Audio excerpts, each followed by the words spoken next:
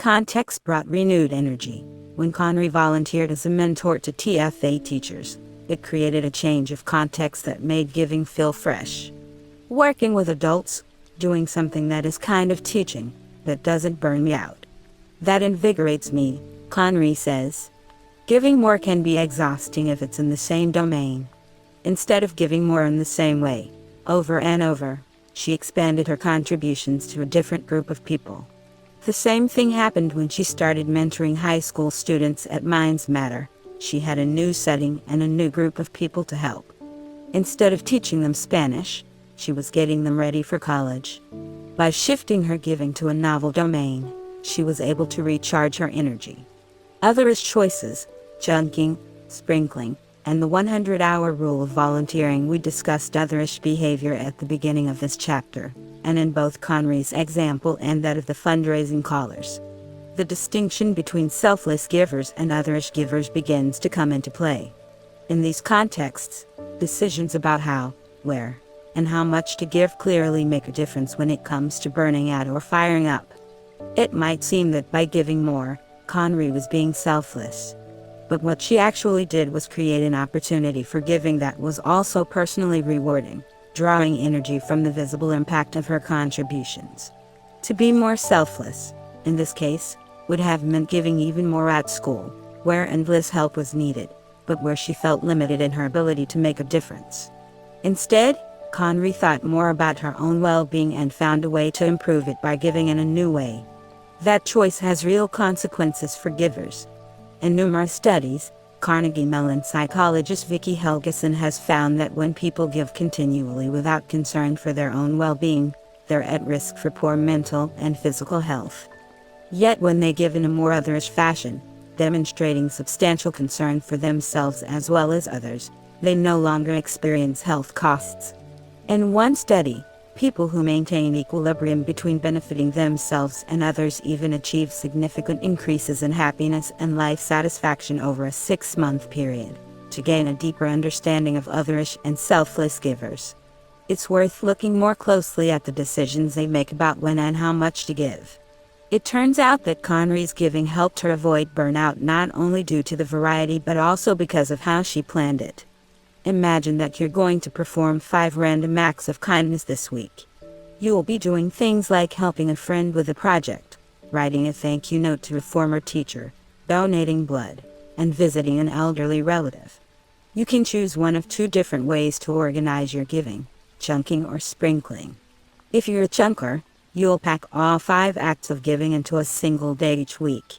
If you're a sprinkler, you'll distribute your giving evenly across 5 different days, so that you give a little bit each day.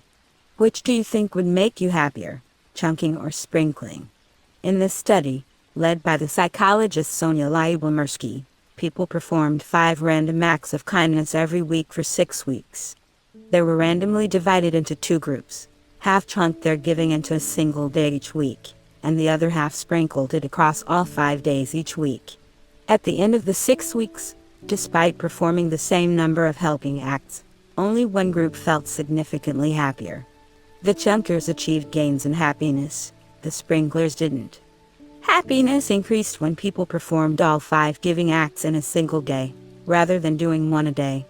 Lyubomirsky and colleagues speculate that spreading them over the course of a week might have diminished their salience and power or made them less distinguishable from participants' habitual kind behavior, like the participants who became happier. Conry was a chunker. At Minds Matter, Conry packed her volunteering into 1 day a week, giving all 5 weekly hours of mentoring high school students on Saturdays. By chunking her giving into weekly blocks, she was able to experience her impact more vividly, leading her efforts to feel like more than a drop in the bucket. Chunking giving is another strategy. Instead of mentoring students after school, when she was already exhausted, Conry reserved it for the weekend, when her energy was recharged and it was more convenient in her schedule. In contrast, selfless givers are more inclined to sprinkle their giving throughout their days, helping whenever people need them. This can become highly distracting and exhausting, robbing selfless givers of the attention and energy necessary to complete their own work. One September, 17 software engineers at a Fortune 500 company were charged with developing code for a major new product. It was a color laser printer that would sell for 10% of the cost of other products on the market. If it succeeded, the company would be a dominant player in the market and could release an entire family of products to follow the printer. The division was losing money rapidly, and if the printer wasn't ready on time, the division would fold. To finish the project, the engineers were working nights and weekends, but they were still behind schedule. The odds were against them. Only once in the division's history had a product been launched on time. They were stressed and exhausted, writes Harvard professor Leslie Perlow. With insufficient time to meet all the demands on them, the engineers had fallen into a pattern of selfless giving. They were constantly helping their colleagues solve problems. One engineer reported that the biggest frustration of my job is always having to help others and not getting my own work done. Another lamented that the problem with my work style is that responsiveness breeds more need for responsiveness. And I am so busy responding, I cannot get my own work done. On a typical day, an engineer named Annie worked from 8 o'clock a.m. until 8:15 p.m. It wasn't until after 5:00 p.m. that Annie found a block of time longer than 20 minutes to work on his core task. In the hopes of carving out time to get their own work done, engineers like Andy began arriving at work early in the morning and staying late at night. This was a short-lived solution. As more engineers burned the midnight oil, the interruptions occurred around the clock. The engineers were giving more time without making more progress, and it was exhausting. Perlow had an idea for turning these selfless givers into otherish givers. She proposed that instead of sprinkling their giving, they could chunk it. She worked with the engineers to create dedicated windows for quiet time and interaction time. After experimenting with several different schedules, Perlow settled on holding quiet time 3 days a week, starting in the morning and lasting until noon. During quiet time, the engineers worked alone, and their colleagues knew to avoid interrupting them. The rest of the time, colleagues were free to seek help and advice. When Perlow polled the engineers about quiet time, 2/3 reported above-average productivity. When Perlow stepped back and left it to the engineers to manage their own quiet time for a full month, 47% maintained above-average productivity. By chunking their helping time, the engineers were able to conserve time and energy to complete their own work, making a transition from selfless to otherish giving. In the words of one engineer, quiet time enabled me to do some of the activities during the day which I would have normally deferred to late evening. After 3 months, the engineers launched the laser printer on time. For only the second time in division history, the vice president of the division chalked the success up to the giving boundaries created by quiet time. I do not think we could have made the deadline without this project. Since the engineers were facing an urgent need to finish their product on time, they had a strong justification for making their giving more otherish. But in many situations, the appropriate boundaries for giving time are much murkier. Sean Haggerty is a principal in investment management at Vanguard, a financial services company that specializes in mutual funds. Sean is a dedicated mentor with a long-standing passion for education, and he has made a habit of volunteering his time at least a week each year to teach employees at Vanguard's corporate university. When Vanguard's chief learning officer counted his hours, she noticed that Sean was spending a large amount of time in the classroom. She was worried that he would burn out, and Sean recognized that he might be at risk. It's a pretty significant commitment given that I have a day job. But instead of scaling back his hours, Sean asked for more. It's among the most valuable things that I do. The more hours he volunteered teaching, the more energized he felt, until he approached 2 weeks and cleared 100 hours of annual volunteering on educational initiatives. 100 seems to be a magic number when it comes to giving. In a study of more than 2,000 Australian adults in their mid-60s, those who volunteered between 100 and 800 hours per year were happier and more satisfied with their lives than those who volunteered fewer than 100 or more than 800 hours annually. In another study, American adults who volunteered at least 100 hours in 1998 were more likely to be alive in 2000. There were no benefits of volunteering more than 100 hours. This is the 100-hour rule of volunteering. It appears to be the range where giving is maximally energizing and minimally draining. 100 hours a year breaks down to just 2 hours a week. Research shows that if people start volunteering 2 hours a week, their happiness, satisfaction, and self-esteem go up a year later. 2 hours a week in a fresh domain appears to be the sweet spot where people make a meaningful difference without being overwhelmed or sacrificing other priorities. It's also the range in which volunteering is most likely to strike a healthy balance, offering benefits to the volunteer as well as the recipients. In a national study, several thousand Canadians reported the number of hours that they volunteered per year, and whether they gained new technical, social, or organizational knowledge and skills from volunteering. For the first few hours a week, volunteers gained knowledge and skills at a consistent rate. By 5 hours a week, volunteering had diminishing returns. People were learning less and less with each additional hour. After 11 hours a week, additional time volunteered no longer added new knowledge and skills. When Connery started volunteering as an alumni mentor for TFA, she was giving about 75 hours a year. When she launched Minds Matter, the nonprofit mentoring program for high school students, she sailed over the 100-hour mark. Perhaps it's not a coincidence that her energy was restored right around that point. But it wasn't just the amount of time that mattered. There's another form of chunking in Connery's giving that's also apparent in Sean Haggerty's giving, and it reveals a key contrast between selfless and otherish giving. As Sean Haggerty spent more time teaching in the Vanguard classroom, he began to crave more opportunities for giving. "I want to leave the place better than I entered it in my small way," he says, and he began asking himself how he could have an impact on the world. As he reflected on different ways of giving, he noticed a pattern in how he was spending his free time. "I found myself reading more and more about education. I had a natural passion for it." Sean decided to lead and launch 2 new programs around education. One program is called the Classroom Economy, and it has a national focus. Sean and his colleagues teach the basics of money management to kindergartners around the United States. The other program, Team Vanguard, is local. Sean has partnered with a charter school in Philadelphia to administer a 4-year mentoring program, where employees volunteer their time on evenings, weekends, and lunch breaks. Despite the substantial time commitment, Sean found that both programs have a tremendously positive impact on my energy. "It's the selling point I have with senior staff who worry about volunteer hours, which take time out of the day. It does sometimes, but my point of view is that it creates a much more highly engaged employee, including me.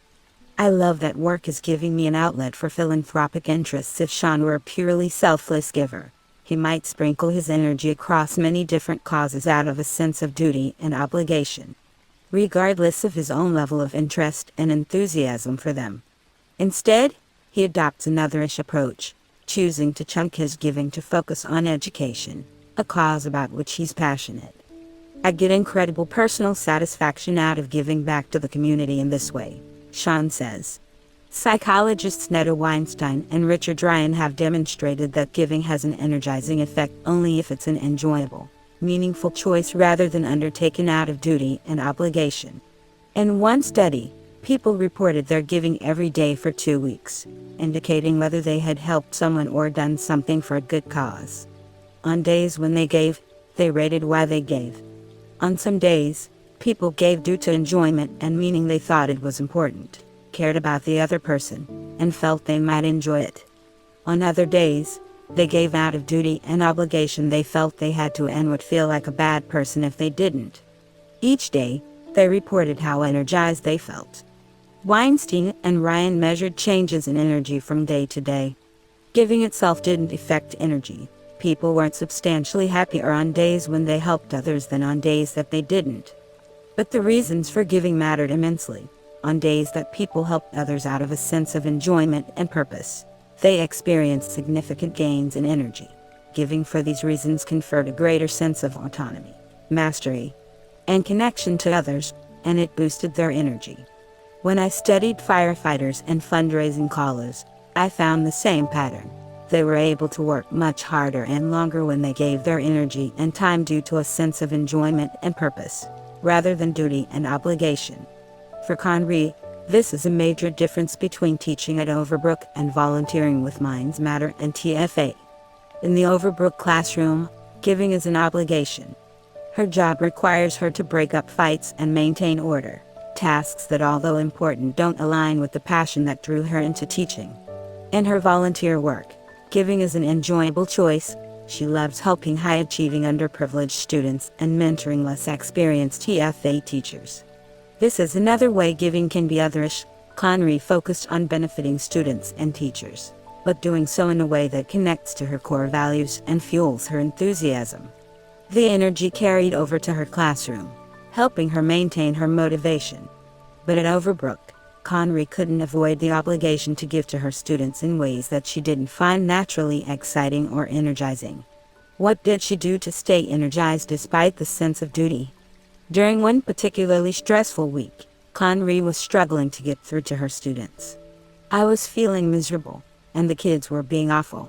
She approached a teacher named Sarah for help. Sarah recommended an activity that was a hit in her classroom. They got to design their own monsters that were on the loose in Philadelphia. They drew a picture of a monster, wrote a story about it, and created a wanted ad so people would be on the lookout. It was exactly the inspiration that Conry needed. Our 10-minute chat helped me get excited about the lesson. I had fun with the kids, and it made me more invested in the curriculum I was teaching. Although Conry's decision to ask another teacher for help may not sound unusual, research shows that it's quite rare among selfless givers. Selfless givers feel uncomfortable receiving support, write Helgeson and colleague Heidi Fritz. Selfless givers are determined to be in the helper role, so they're reluctant to burden or inconvenience others. Helgeson and Fritz find that selfless givers receive far less support than otherish givers, which proves psychologically and physically costly. As burnout expert Christina Maslach and colleagues conclude, there is now a consistent and strong body of evidence that a lack of social support is linked to burnout. In contrast, otherish givers recognize the importance of protecting their own well-being. When they're on the brink of burnout, otherish givers seek help, which enables them to marshal the advice, assistance, and resources necessary to maintain their motivation and energy. 3 decades of research show that receiving support from colleagues is a robust antidote to burnout. Having a support network of teachers is huge, Conry affirms. But Overbrook didn't have a formal support network of teachers. So where did Conry get her support network? She built one at Overbrook through the act of giving help. For many years, experts believed that the stress response involved a choice, fight or flight. Since burnout means we lack the energy to fight, it's natural to choose flight, coping by avoiding the source of stress. Burnout experts Jonathan Halbesselben and Matthew Bowler studied professional firefighters over a 2-year period. Sure enough, when the firefighters started to burn out, their performance ratings dropped. Burnout made them less concerned about achievement and status. Consequently, they invested less effort in their work, and their effectiveness suffered. But surprisingly, in the study, burnout didn't decrease effort across the board. There was one place where firefighters actually increased their effort when they felt burned out: helping others.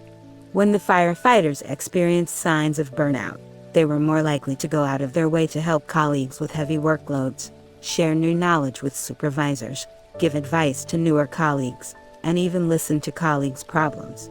Why would burnout increase their giving? UCLA psychologist Shelley Taylor has discovered a stress response that differs from fight or flight. She calls it tend and befriend. One of the most striking aspects of the human stress response is the tendency to affiliate, that is, to come together in groups to provide and receive joint protection in threatening times. Taylor's neuroscience research reveals that when we feel stressed, the brain's natural response is to release chemicals that drive us to bond. This is what the firefighters did. When they started to feel exhausted, they invested their limited energy in helping their colleagues. Intuitively, they recognized that giving would strengthen their relationships and build support, at least from matchers and givers. Although most givers are aware of this opportunity, it appears that only otherish givers actually take advantage of it. Conry Callahan built her support network by tending and befriending under stress. When she was at the pinnacle of exhaustion, she started mentoring TFA teachers and several of the younger teachers in her own school. One of the teachers Conry mentored was Sarah. In the course of mentoring, one of the exercises that Conry taught Sarah was the monster activity. Conry had forgotten about it, and when she reached out for help, Sarah reminded her about it. The advice itself was helpful, but it also strengthened Conry's sense of impact. She had given Sarah an activity that was a big hit with her own students. Otherish givers build up a support network that they can access for help when they need it. This, along with chunking giving so that it's energizing, is what makes otherish givers less vulnerable to burnout than selfless givers. But how do otherish givers stack up against takers and matchers? The myth of giver burnout. Years ago, Dutch psychologists studied hundreds of health professionals. They tracked the amount of time and energy that the health professionals gave to patients, and asked them to report how burned out they felt. A year later, the psychologists measured giving and burnout again. Sure enough, the more the health professionals gave, the more burned out they became in the following year. Those who gave selflessly had the highest burnout rates. They contributed far more than they got, and it exhausted them. Those who acted like matchers and takers were far less burned out. But strangely, in another study, the Dutch psychologists found evidence that some healthcare professionals seemed immune to burnout. Even when they gave a great deal of time and energy, they didn't exhaust themselves. These resilient healthcare professionals were otherish givers. They reported that they enjoyed helping other people and often went out of their way to do so, but weren't afraid to seek help when they needed it. The otherish givers had significantly lower burnout rates than the matchers and takers, who lacked the stamina to keep contributing. This study pointed to an unexpected possibility. Although matchers and takers appeared to be less vulnerable to burnout than selfless givers, the greatest resilience may belong to otherish givers. Part of the reason for this is illuminated in fascinating work by Northwestern University psychologists Elizabeth Seeley and Winnie Gardner, who asked people to work on a difficult task that sapped their willpower.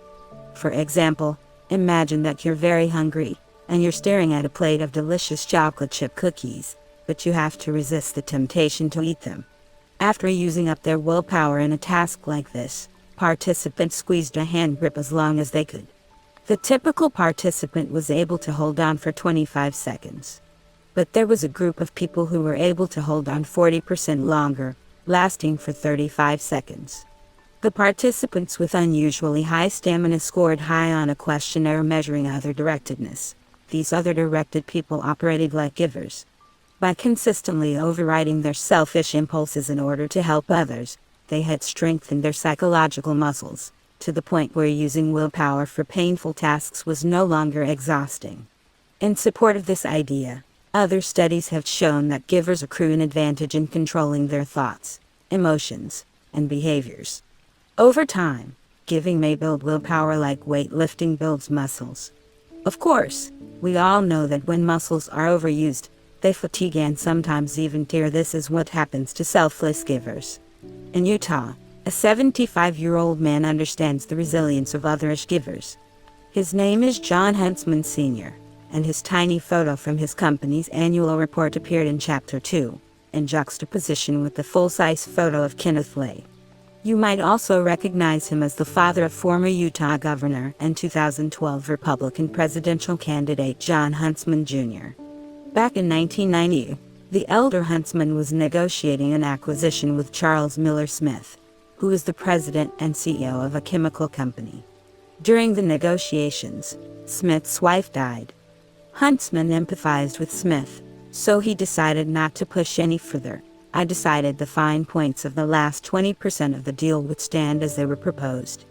I probably could have clawed another $200 million out of the deal, but it would have come at the expense of Charles' emotional state. The agreement as it stood was good enough.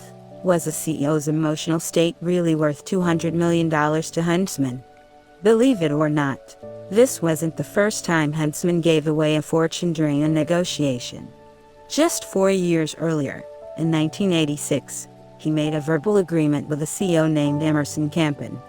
Huntsman would sell 40% of a division of his company to Campens for $54 million.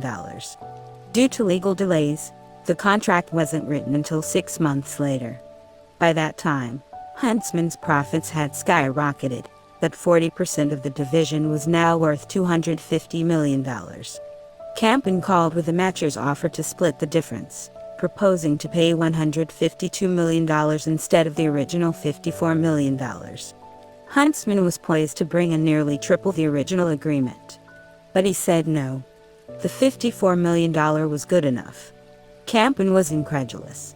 "That's not fair to you." Huntsman believed in honoring his commitment to Campen. Even though the lawyers hadn't drafted the original purchase agreement, he had shaken hands 6 months earlier on a verbal agreement. He signed for the $54 million, walking away from an extra $98 million. What type of businessman would make such irrational decisions? In 1970, Huntsman started a chemical company that reigns today as the world's largest. He has been named Entrepreneur of the Year and earned more than a dozen honorary doctorates from universities around the world. He's a billionaire, one of the Forbes 1,000 richest people in the world.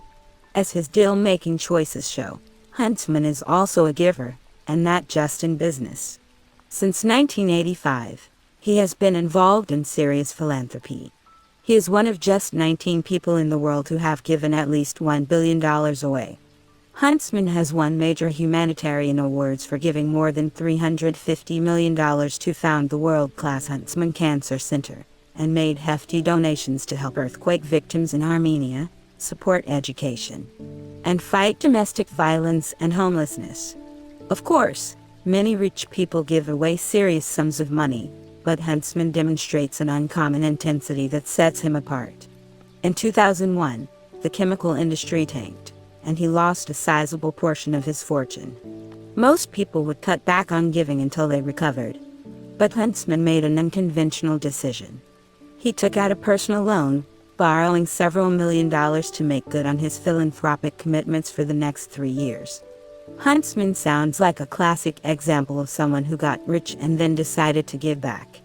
But there's a different way of looking at Huntsman's success, one that might be impossible to believe if it weren't backed up by Huntsman's experience and by science.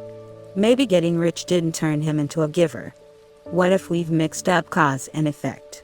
Huntsman believes that being a giver actually made him rich. In his giving pledge, Huntsman writes, "It has been clear to me since my earliest childhood memories that my reason for being was to help others. The desire to give back was the impetus for pursuing an education in business, for applying that education to founding what became a successful container company, and for using that experience to grow our Differentiated Chemicals Corporation as early as 1962. Huntsman told his wife that he wanted to start his own business so he could make a difference for people with cancer.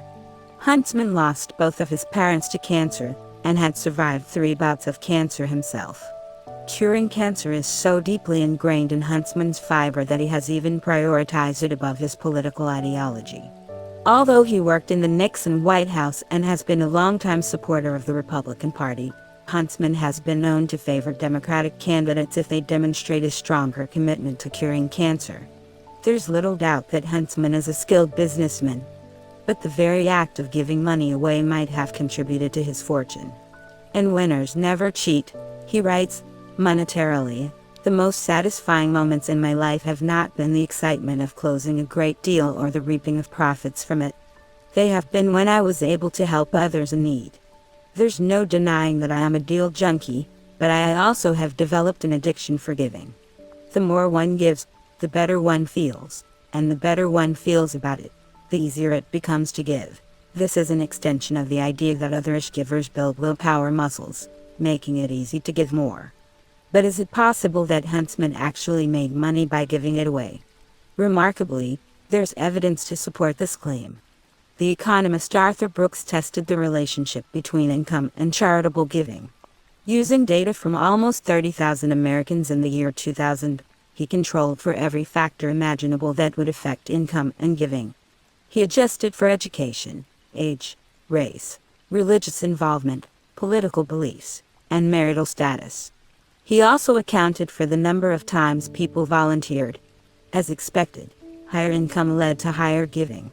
For every $1 in extra income, charitable giving went up by $0.14, but something much more interesting happened. For every $1 in extra charitable giving, income was $3.75 higher. Giving actually seemed to make people richer.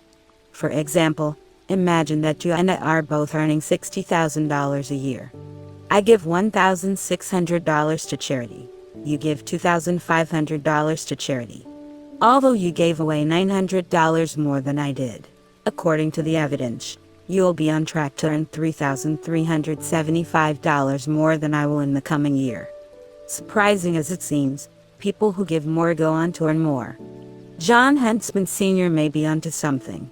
Research shows that giving can boost happiness and meaning, motivating people to work harder and earn more money, even if the gift isn't on the colossal scale of Huntsman's. In a study by psychologists Elizabeth Dunn, Laura Acton, and Michael Norton, people rated their happiness in the morning. Then, they received a windfall, an envelope with $20. They had to spend it by 5 p.m., and then they rated their happiness again. Would they be happier spending the money on themselves or on others? Most people think they'd be happier spending the money on themselves, but the opposite is true. If you spend the money on yourself, your happiness doesn't change. But if you spend the money on others, you actually report becoming significantly happier. This is otherish giving. You get to choose who you help, and it benefits you by improving your mood. Economists call it the warm glow of giving, and psychologists call it the helper's high.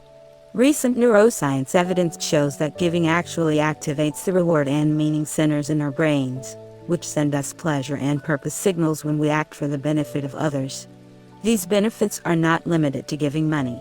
They also show up for giving time. One study of more than 2,800 Americans over age 24 showed that volunteering predicted increases in happiness, life satisfaction, and self-esteem and decreases in depression a year later. And for adults over 65, those who volunteered saw a drop in depression over an 8-year period. Other studies show that elderly adults who volunteer or give support to others actually live longer. This is true even after controlling for their health and the amount of support they get from others. In one experiment, adults either gave massages to babies or received massages themselves. Post-massage, those who gave had lower levels of stress hormones such as cortisol and epinephrine than those who received. It seems that giving adds meaning to our lives, distracts us from our own problems, and helps us feel valued by others. As researchers Roy Baumeister, Kathleen Vos, Jennifer Aker, and Emily Garbinsky conclude in a national survey of Americans, meaningfulness was associated with being a giver more than a taker.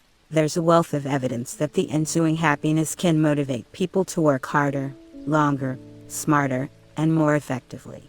Happiness can lead people to experience intense effort and long hours as less unpleasant and more enjoyable, set more challenging goals, and think more quickly, flexibly, and broadly about problems. One study even showed that when physicians were put in a happier mood, they made faster and more accurate diagnoses. Overall, on average, happier people earn more money, get higher performance ratings, make better decisions, negotiate sweeter deals, and contribute more to their organizations. Happiness alone accounts for about 10% of the variation between employees and job performance. By boosting happiness, giving might have motivated John Huntsman Sr. to work harder and smarter, helping him build up his fortune. Huntsman is not the only influential business person who has come to view giving as a source of energy. In 2003, Virgin mogul Richard Branson set up a council called the Elders to Fight Conflict and Promote Peace, bringing together Nelson Mandela, Jimmy Carter, Kofi Annan, Desmond Tutu, and other leaders to alleviate suffering in Sudan, Cyprus, and Kenya. In 2004, Branson launched Virgin Unite, a nonprofit foundation that mobilizes people and resources to fight deadly diseases like AIDS and malaria, promote peace and justice, prevent climate change, and support entrepreneurs with microloans and new jobs in the developing world. In 2006, he pledged to donate all $3 billion of the profits from the Virgin airline and train businesses over the next decade to fight global warming. In 2007, he offered a $25 million prize for innovations to fight climate change. Was this string of events caused by a midlife crisis? Actually, Branson was giving long before he became rich and famous. At age 17, a year after starting Student Magazine and 5 full years before launching Virgin Records, Branson started his first charity. It was the Student Advisory Center, a nonprofit organization that helped at-risk youth with a range of services. He made a list of problems that young people face, from unwanted pregnancies to venereal disease, and convinced doctors to offer free or discounted services. He spent many nights on the phone at 3 a.m., consoling people who were contemplating suicide. Looking back, he notes that early in his career, he had been interested in making money only to ensure students' continuing success and to fund the Student Advisory Center. Today, giving continues to energize him. The thing that gets me up in the morning is the idea of making a difference, Branson writes, to help safeguard our future on this planet. Does that make me successful? It certainly makes me happy. These energizing effects help to explain why otherish givers are fortified against burnout. Through giving, they build up reserves of happiness and meaning that takers and matchers are less able to access. Selfless givers use up these reserves, exhausting themselves and often dropping to the bottom of the success ladder.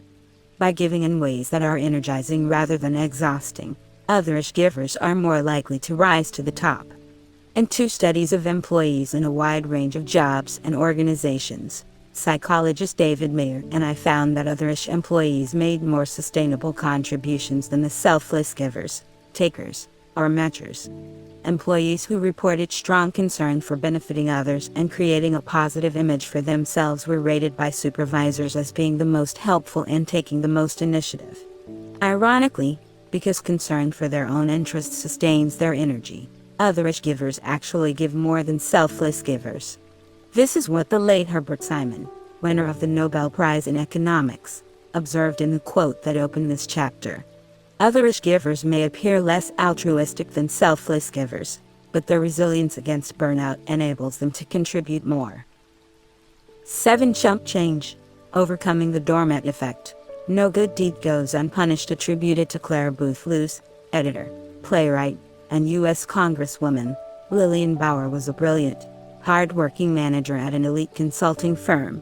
She was recruited out of Harvard, and after leaving the firm to complete her MBA, her consulting firm lured her back. She was widely seen as a rising star, and she was on track to make partner far ahead of schedule, until word began to spread that she was too generous. Her promotion to partner was delayed for 6 months, and she received very direct feedback that she needed to say no more often to clients and colleagues. After a full year, she still had not made it. Bauer was passionate about making a difference. She devoted several years to a nonprofit organization helping women launch and grow businesses. There, she introduced a microloan program, opening doors for low-income women to start their own companies. In one case, a woman needed a loan to open a salon, but was turned down by 2 banks. Bauer worked with her to strengthen her business plan and financial statements, and both banks ended up offering her loans at highly competitive rates. As a consultant, Bauer spent countless hours mentoring new employees, giving career advice to associates, and even helping junior colleagues strengthen their applications to business school. I really want to help. If an hour of my time saves people 10 hours or gives them an opportunity they otherwise wouldn't have, it's easy to make the trade-off and give another hour of my time. Bauer was extremely talented and driven. But she took giving so far that it was compromising her reputation and her productivity. She never said no to anything, explained one consulting colleague. She was so generous and giving with her time that she fell into the trap of being more of a pushover. It really delayed her promotion to partner. In a performance review, Bauer was told that she needed to be more selfish. She lacked the assertive edge that was expected of a consulting partner. She spent too much time developing those around her, and she was so committed to helping clients that she bent over backward to meet their requests. It was known that Bauer wasn't as forceful in pushing clients as people felt she needed to be to make that partner hurdle, in those key moments where clients needed to hear a harsh message. Or clients had been pushing an agenda in the wrong direction. For Bauer, being a giver became a career-limiting move. In a study that mirrors Bauer's experience, management professors Diane Bergeron, Abby Shipp, Ben Rosen, and Stacy First studied more than 3,600 consultants in a large professional services firm. The researchers coded giving behavior from company records of the weekly time that each consultant spent helping new hires, mentoring more junior consultants, and sharing knowledge or expertise with peers. After a year of tracking these giving behaviors every week, the researchers obtained data on each consultant's salary, advancement speed, and promotions. The givers did worse on all three metrics. They had significantly lower salary increases, slower advancement, and lower promotion rates. The givers averaged 9% salary increases, compared with 10.5% and 11.5% for the takers and matchers, respectively. Less than 65% of the givers were promoted to a manager role, compared with 83% and 82% for the takers and matchers, respectively. And the givers who did get promoted had to wait longer, averaging 26 months to promotion, compared with less than 24 months for takers and matchers. This was a familiar pattern to Bauer. If I err on one side, it's probably being too generous, putting others first, before myself. Hundreds of miles east at Deloitte Consulting in New York City, Jason Geller was also on the fast track to partner. When he first started in consulting, Deloitte was just moving to email and did not have a formalized knowledge management process. There was no system for storing and retrieving information that consultants gathered on specific industries and clients. Geller took the initiative to collect and share information. When he heard about a project, he would ask the team for its output. He kept a stack of articles on his nightstand, reading them in bed, and when he came across an interesting article, he would file it away. He conducted research on what Deloitte's competitors were doing. I was a little bit of a geek. Deloitte's knowledge management system became Jason Geller's brain and his hard drive. His colleagues began calling it the JNet, the Jason Network. When they had questions or needed information, he was the go-to guy. It was easier to ask him than to search for themselves, and he was always willing to share the knowledge from his brain or his growing database. No one asked him to create the JNet. He just did it because it seemed like the right thing to do.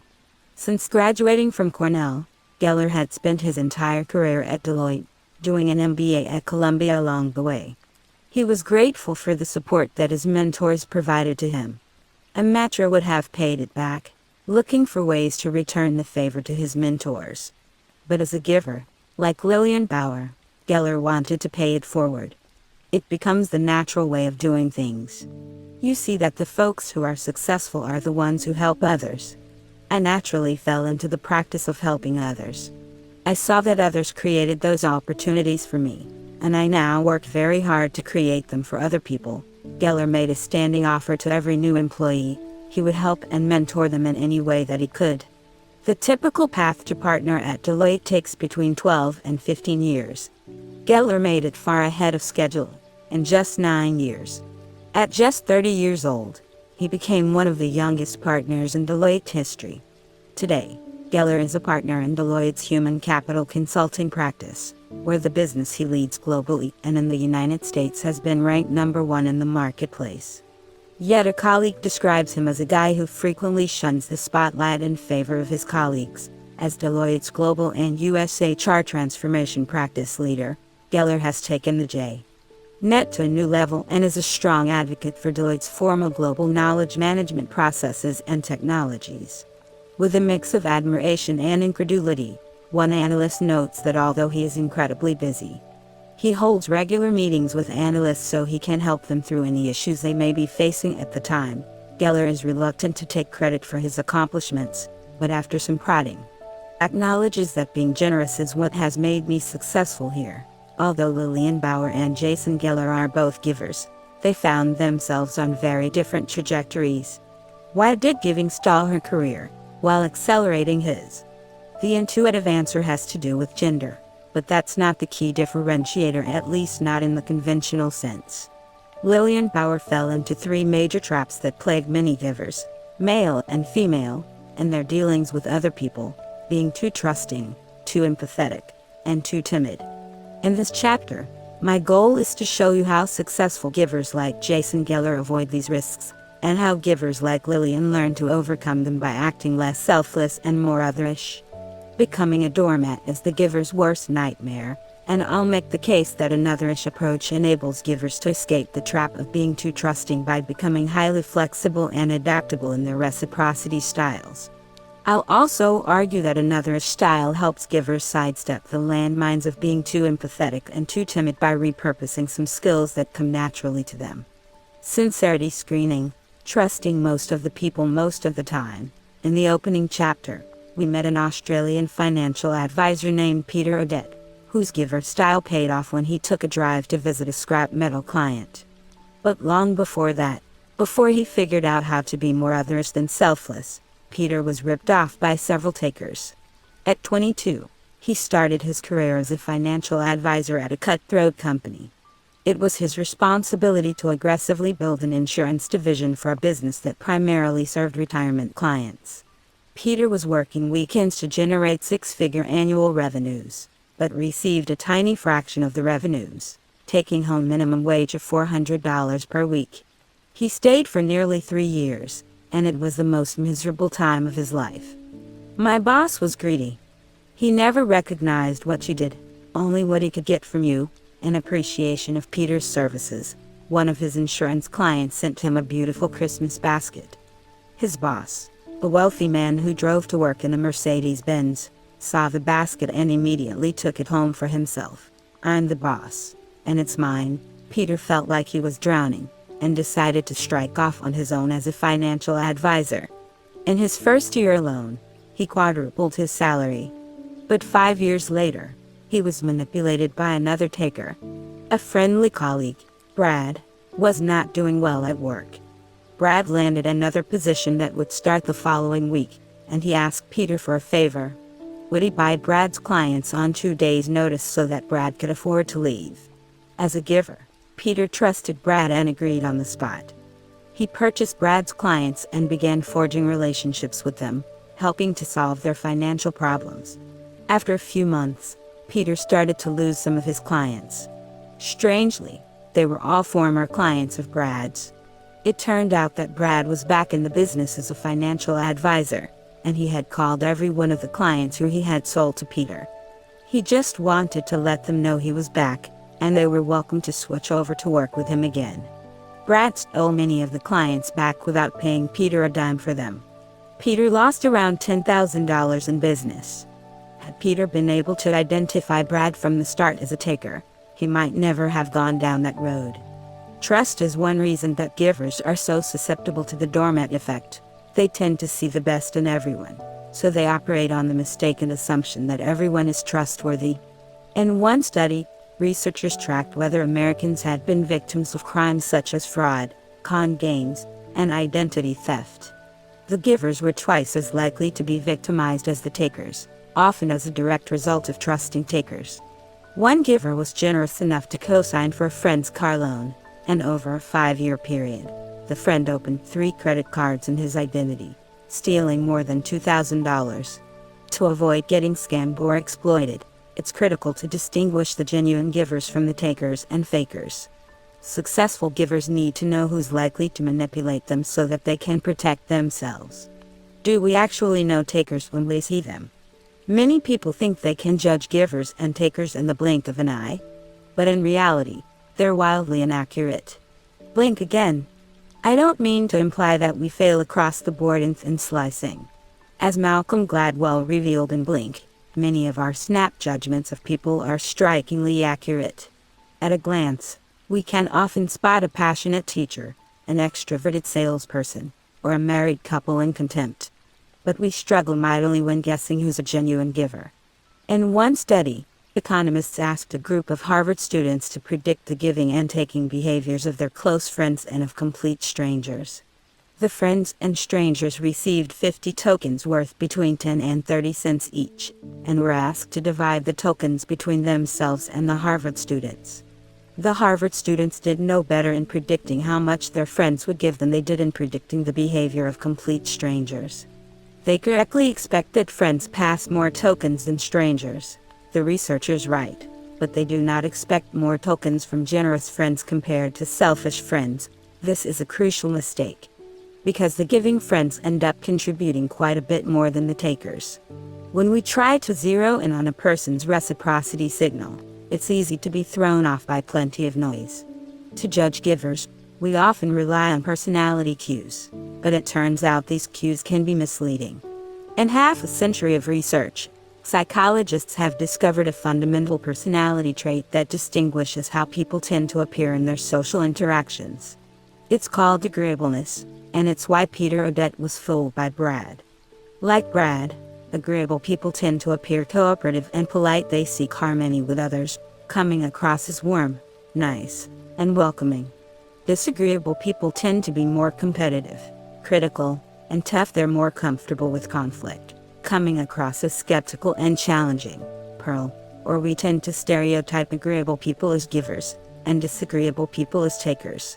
When a new contact appears affable, it's natural to conclude that he has good intentions.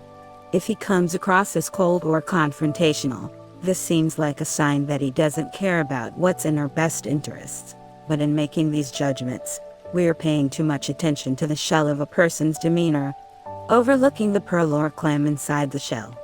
Giving and taking are based on our motives and values, and they're choices that we make regardless of whether our personalities trend agreeable or disagreeable. As Danny Shader, the serial entrepreneur from the opening chapter who initially walked away from David Hornick's term sheet, explains, whether you're nice or not nice is separate from whether you're self-focused or other-focused. They're independent, not opposites. When you combine outer appearances and inner intentions, agreeable givers and disagreeable takers are only two of the four combinations that exist in the world. We often overlook that there are disagreeable givers, people who are rough and tough in demeanor, but ultimately generous with their time, expertise, and connections. As an example, Shader mentions the late Mike Homer, who ran marketing at Netscape. He could be crusty as hell on the outside, but on the inside he was pure gold. When push came to shove, he always did the right thing, and he was incredibly loyal. Greg Sands, a Homer disciple and the managing director of a private equity firm, agrees. Your fundamental concern is whether people are givers or takers, but you've got this other axis, which is, are they nice about it? Is their fundamental demeanor welcoming? Homer had a hard edge. When he was locked onto a path, something that got in the way of that objective would just get swept away.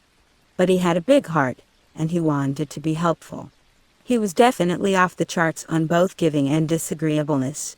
Another one of Homer's former employees said that Homer seemed like a taker, because he had incredibly high expectations and demands.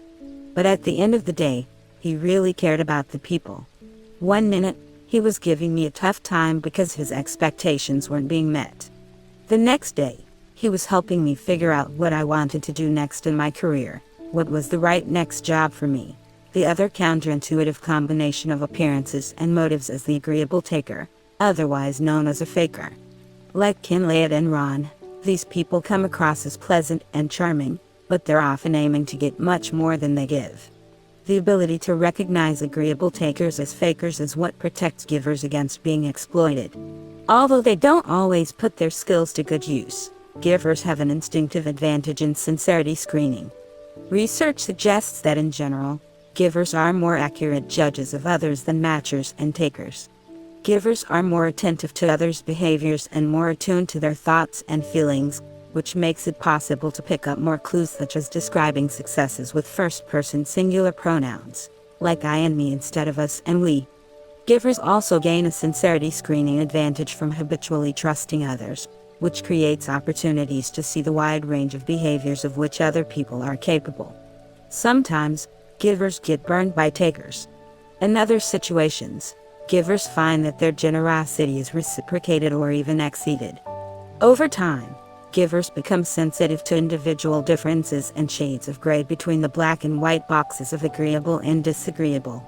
But givers become doormats when they fail to use this fine-tuned knowledge of differences between veneers and motives. The inclination to give first and ask questions later often comes at the expense of sincerity screening. In consulting, Lillian Bauer made a habit of clearing her schedule for virtually anyone who asked, regardless of who they were. When a client asked for a supplementary analysis, even if it wasn't technically part of the project, she would do it, wanting to please the client. When a junior analyst needed advice, she would immediately open up time in her calendar, sacrificing her personal time. At Deloitte, Jason Geller intuitively adopted an approach that closely resembles sincerity screening. Geller starts by offering help to every new hire, but in his initial conversations with them, he pays attention to who seems to be a giver versus a taker. I can't proactively go and spend time with every single person in the practice globally, so I try to sense who's genuine and who's not. Some folks approach the conversation in terms of learning. Others come in and say, I want to get promoted to senior consultant. What should I do? Geller assumes these consultants are takers. They focus on telling me what they're doing, with a 30-minute agenda of things they want to update me on, because they want to make me aware. They're not really asking insightful questions. It's very superficial. We don't get deep enough for it to be really helpful for them. Over time, as she sacrificed her own interests, Lillian Bauer began to recognize that some people operated like takers. They're so self-focused that they will take what they can and move on. So I started being more systematic in how I helped other people. She started to pay more attention to who was asking and how they treated her, and made a list of reasons to say no. To continue giving but do so more efficiently, she wrote advice guides for engagement managers and associate partners, putting much of her knowledge on paper so she didn't end up repeating it to takers. I found that was a more strategic way of being a giver, Bauer says. Once givers start to use their skills in sincerity screening to identify potential takers, they know when to put up their guard. But sometimes, this awareness sets in too late. Givers have already become loyal to a taker. If givers are already trapped in exchanges where they feel concerned for a taker's interests, how do they protect themselves against the doormat effect? Generous tit for tat, the adaptable giver. Several years after Brad stole his clients and his money, Peter Odette was working with a business partner named Rich. When they first paired up, Rich came across as highly agreeable. He was enthusiastic and friendly. But a colleague reflects that although Rich looked like a giver because he acted supportive, he was really a taker. Peter was a giver, and Rich was sucking everything out of him. Rich was drawing a high salary, more than $300,000 a year, without contributing much to the financial success of the business. He was living on the Gold Coast of Australia, and he would spend his mornings on the beach, stroll into the office at 10 a.m., and go to the pub at midday. Brad gave me a pretty strong sense of what a taker looked like, and I realized that Rich was a big taker, Peter laments. I was always doing extra work, and Rich was absolutely draining the business of money. He didn't really care about the staff or service to clients. He was starting to pollute the culture. He was taking advantage of me, trading off the back of my loyalty to him because we had built the business up from nothing. Peter stayed timid until one Monday, when Rich announced that he had bought a multi-million-dollar house on the Gold Coast. He needed $100,000, and he took it right out of the company account. At a board meeting that day, Rich left early to meet friends at the pub. This was the last straw for Peter. He knew Rich could no longer be trusted, so he promised the board that he would hold Rich accountable. But he had yet to formulate a plan, and he felt guilty and uncomfortable. Rich was like my big brother, a colleague said. It would have been hard for anybody, but I think it was harder because Peter is a giver. He knew what was at the other side of it for Rich, and he wanted to save him from it. Peter was a victim of empathy, the powerful emotion that we experience when we imagine another person's distress. Empathy is a pervasive force behind giving behaviors, but it's also a major source of vulnerability. When Brad wasn't doing well and accepted a new job, Peter felt his pain, and bought his clients without hesitation. When he considered how Rich would feel about being ousted, Peter felt sorry for him, and didn't want to cut him out. Peter was falling into an empathy trap that's visible in a classic negotiation study. Researchers brought people together in pairs to negotiate the purchase of electronics products such as TVs. Half of the negotiating pairs were strangers, the other half were dating couples. In each pair, one negotiator was the seller, and the other was the buyer. On average, who do you think would achieve more joint profits? the strangers or the dating couples. I assumed that the dating couples would do better, because they would trust each other more, share more information, and discover opportunities for mutual gains. But the dating couples did substantially worse than the strangers, achieving lower joint profits. Before the negotiation, the researchers asked the dating couples how in love they were. The stronger their feelings of love, the worse they did. The dating couples, especially the ones in love, operated like selfless givers. Their default approach was to empathize with their partner's needs and give in right away, regardless of their own interests. Concern for their partners had the effect of short-circuiting efforts to discover integrative solutions in favor of more accessible but less mutually satisfactory outcomes, the researchers write, leading to a kid gloves approach to problem solving. When researchers studied selfless givers at the bargaining table, the same pattern surfaced. People who agreed with statements like "I always place the needs of others above my own" were anxious about putting strain on the relationship, so they accommodated their counterparts by giving away value. As with the dating couples in love, empathy had turned Peter into a doormat, until he discovered an alternative to empathy that's equally aligned with his natural strengths as a giver. Instead of contemplating Rich's feelings, Peter considered what Rich was thinking. This led to a powerful insight. Rich seemed interested in working on a new challenge, so Peter could appeal to Rich's self-interest. "You're clearly not enjoying running the business day-to-day," Peter told Rich, "so why don't you let me handle it?"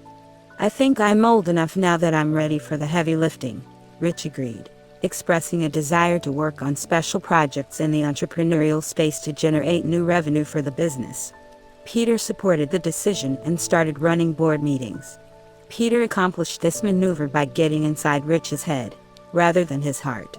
Studies led by Columbia psychologist Adam Galinsky show that when we empathize at the bargaining table, focusing on our counterparts' emotions and feelings puts us at risk of giving away too much. But when we engage in perspective taking, considering our counterparts' thoughts and interests, we are more likely to find ways to make deals that satisfy our counterparts without sacrificing our own interests. Peter never would have discovered his solution if he had continued to empathize with Rich.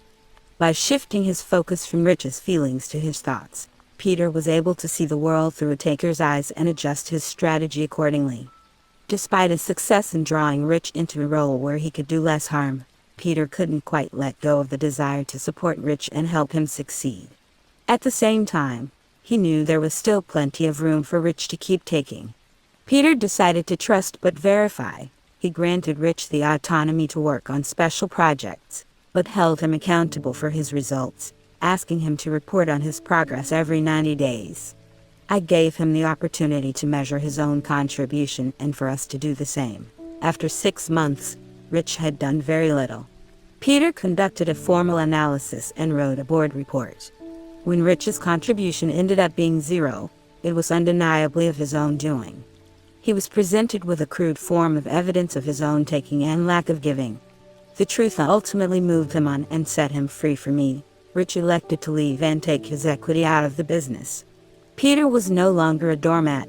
He had taken down a taker. Later, he learned that Rich had been even more of a taker than anyone realized. He had a large line of credit with the firm, and also owed the bank money. Peter had to write a check to settle because Rich was short.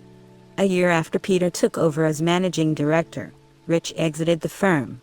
15 months after Rich's departure, Peter's firm had turned around to achieve 7-figure profits. Staff morale had skyrocketed, turnover had plummeted, and they were in the running for Firm of the Year in the dealer group.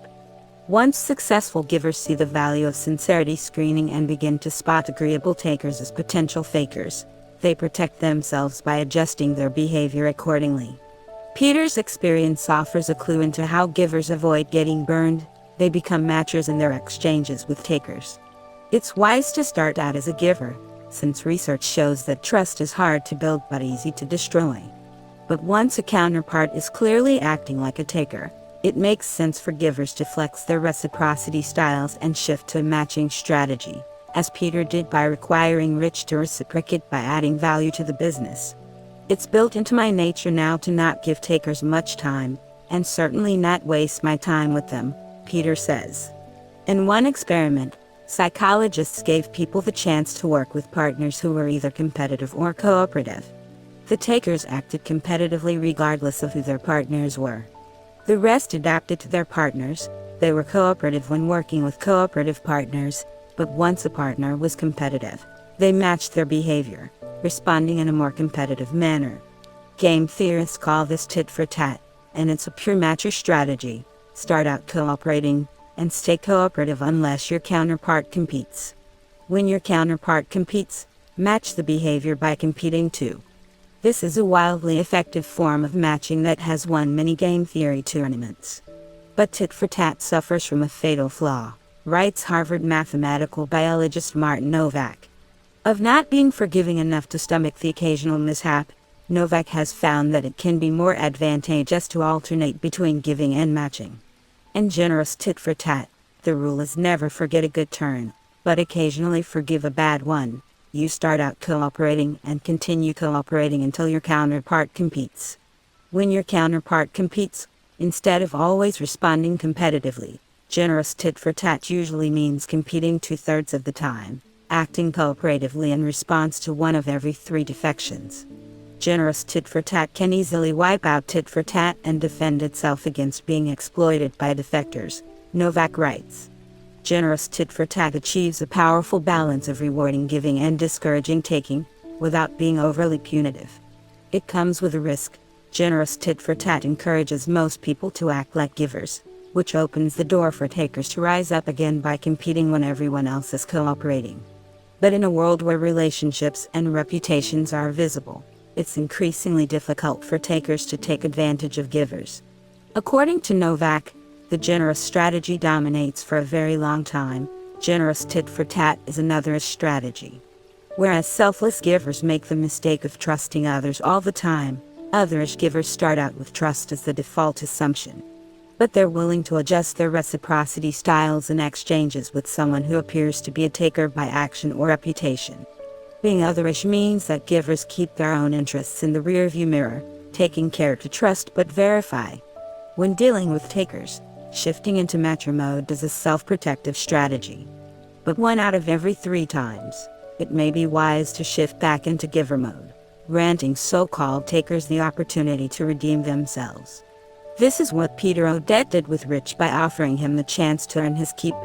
Otherish givers carry the optimistic belief that Randy Pausch expressed in the last lecture: wait long enough, and people will surprise and impress you. The value of generous tit for tat as an otherish approach was demonstrated by Abraham Lincoln in the Sampson story from the opening chapter.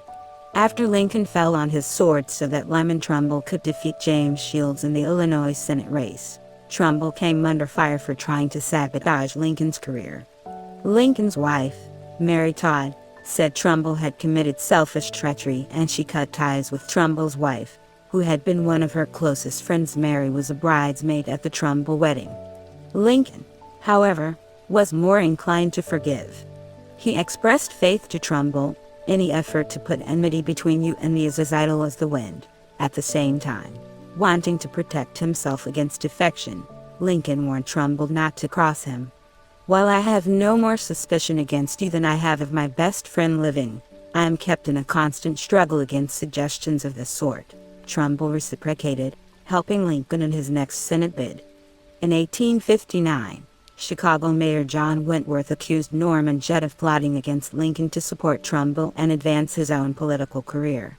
Whereas his wife never forgave Judd, Lincoln reminded Judd that you did vote for Trumbull against me, but interpreted Judd's decision generously, I think, and have said 1,000 times. That was no injustice to me.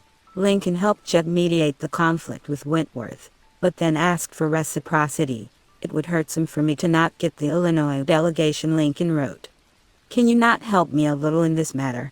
And your end of the vineyard, Judd matched. He landed a major editorial supporting Lincoln in the Chicago Tribune the following week. Secured the Republican convention in Chicago where Lincoln had supporters, and made sure that Lincoln's detractors were seated in the back, limiting their influence. Although Lincoln's default was in line with a giver style, he recognized the value of occasional matching, and benefited from generous tit for tat. Lincoln's acute attention to others' perspectives gave him the power to forecast with uncanny accuracy what his opponents were likely to do, explained his secretary's daughter, and use this forecast to checkmate them. Since Jason Geller first started mentoring new hires at Deloitte, he has adopted a version of generous tit for tat. At the end of the first meeting with a new hire, Geller makes an offer. If this conversation was helpful, I'm happy to do it on a monthly basis if the person agrees. Geller sets up a recurring monthly meeting in his calendar, with no end date. In addition to creating opportunities for Geller to give, the monthly meetings offer the side benefit of helping him understand who might be a taker. Part of the value of the ongoing dialogue is you can tell pretty quickly who's faking it, because the good conversations and relationships build upon each other, Geller explains. It's easy to fake it every 6 months, but not on a regular basis. That's part of why I encourage people to schedule that time. It's part of how you sort out who's genuine while making the biggest impact. Once Geller identifies a colleague as a taker, he keeps giving, but becomes more cautious in his approach. I don't help them less, but the help starts to look different. I'll listen and engage, but we're not having a dialogue. There's not as much mentoring and coaching. It's not that I will consciously be less available to support them, but human nature leads you to invest your time where there is the biggest return for both of us, initially. Lillian Bauer didn't vary her investment as a function of the requester's reciprocity style. Before she began sincerity screening, she was generous with every audience.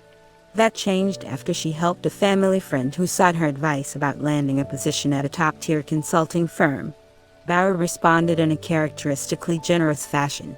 She spent more than 50 hours coaching the candidate on nights and weekends and made connections for her at her own firm and several competing firms.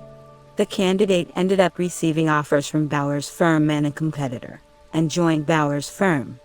But then, despite the fact that Bauer and her colleagues had expended a great deal of time and energy recruiting her, the candidate requested a transfer to another office in a different country in direct violation of the firm's recruiting guidelines.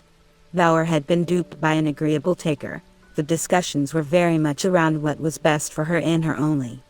The way she was talking about the decision made it clear this was all about her. She was obviously going to help herself. Having been taken advantage of, Bauer learned to be more cautious in dealing with takers. After that point, it just completely changed the way I felt about her, and I wasn't willing to be as generous. 99 Through a combination of sincerity screening and generous tit for tat, Bauer was able to avoid becoming a doormat in advising and mentoring takers. But she hadn't overcome the obstacle of learning to challenge clients and say no to some of their requests, instead of being a pushover. I was still saying yes to the client too much, instead of pushing back. What does it take for givers to become more assertive? Assertiveness and the advocacy paradox. The men and women were equally qualified, but the men were earning substantially more money. Linda Babcock, an economist at Carnegie Mellon University, stared at the data in dismay. Although it was the 21st century, the male MBA graduates from her school had 7.6% higher salaries than their female counterparts. Carnegie Mellon is one of the world's finest technical institutions, boasting 18 Nobel Prize winners, including 7 in economics alone. When business students enroll for their MBAs at Carnegie Mellon, they are signing up for a serious quantitative challenge. The school offers degrees in computational finance, quantitative economics, and software engineering, and over 40% of all Carnegie Mellon MBAs accept jobs in finance. In such a quantitatively intense environment, the salary numbers suggested that women still face a glass ceiling. Babcock calculated that over a 35-year career, this gap meant that each woman was losing an average of more than $1 million. But the gender gap, it turns out, wasn't quite due to a glass ceiling. Men and women received similar starting offers, and the discrepancy emerged by the time they signed their final offers. Upon closer inspection, Babcock discovered a dramatic difference between men and women in the willingness to ask for more money. More than half of the men, 57%, tried to negotiate their starting salaries, compared with only 7% of the women. The men were more than 8 times as likely to negotiate as the women. The students who did negotiate, mostly men, improved their salaries by an average of 7.4%, enough to account for the gender gap. The discrepancy in willingness to negotiate wasn't limited to the quantitative world of Carnegie Mellon MBAs. In another study, Babcock and her colleagues recruited people to play 4 rounds of Boggle for a fee of somewhere between $3 and $10. When they finished, the researcher acted like a taker, handing them the minimum of $3 and asking, "Is $3 okay?" Once again, 8 times as many men as women asked for more money. The next study went the same way, but the researcher handed them the minimum of $3 without asking if it was okay. None of the women asked for more money, whereas 13% of the men took the initiative to ask for more. With another group of participants, the researcher handed over $3 and said, "The exact payment is negotiable." The majority of the men, 59%, seized the opportunity and asked for more, compared with only 17% of the women.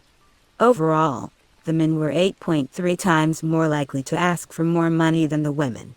In each case, the women were doormats, allowing takers to walk all over them. Research shows that one of the main reasons that women tend to negotiate less assertively than men is that they worry about violating social expectations that they'll be warm and kind.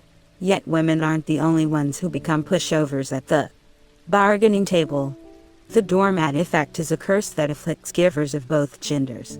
In several experiments, male and female givers were willing to make large concessions just to reach an agreement that would make their counterparts happy, even if they had better options available.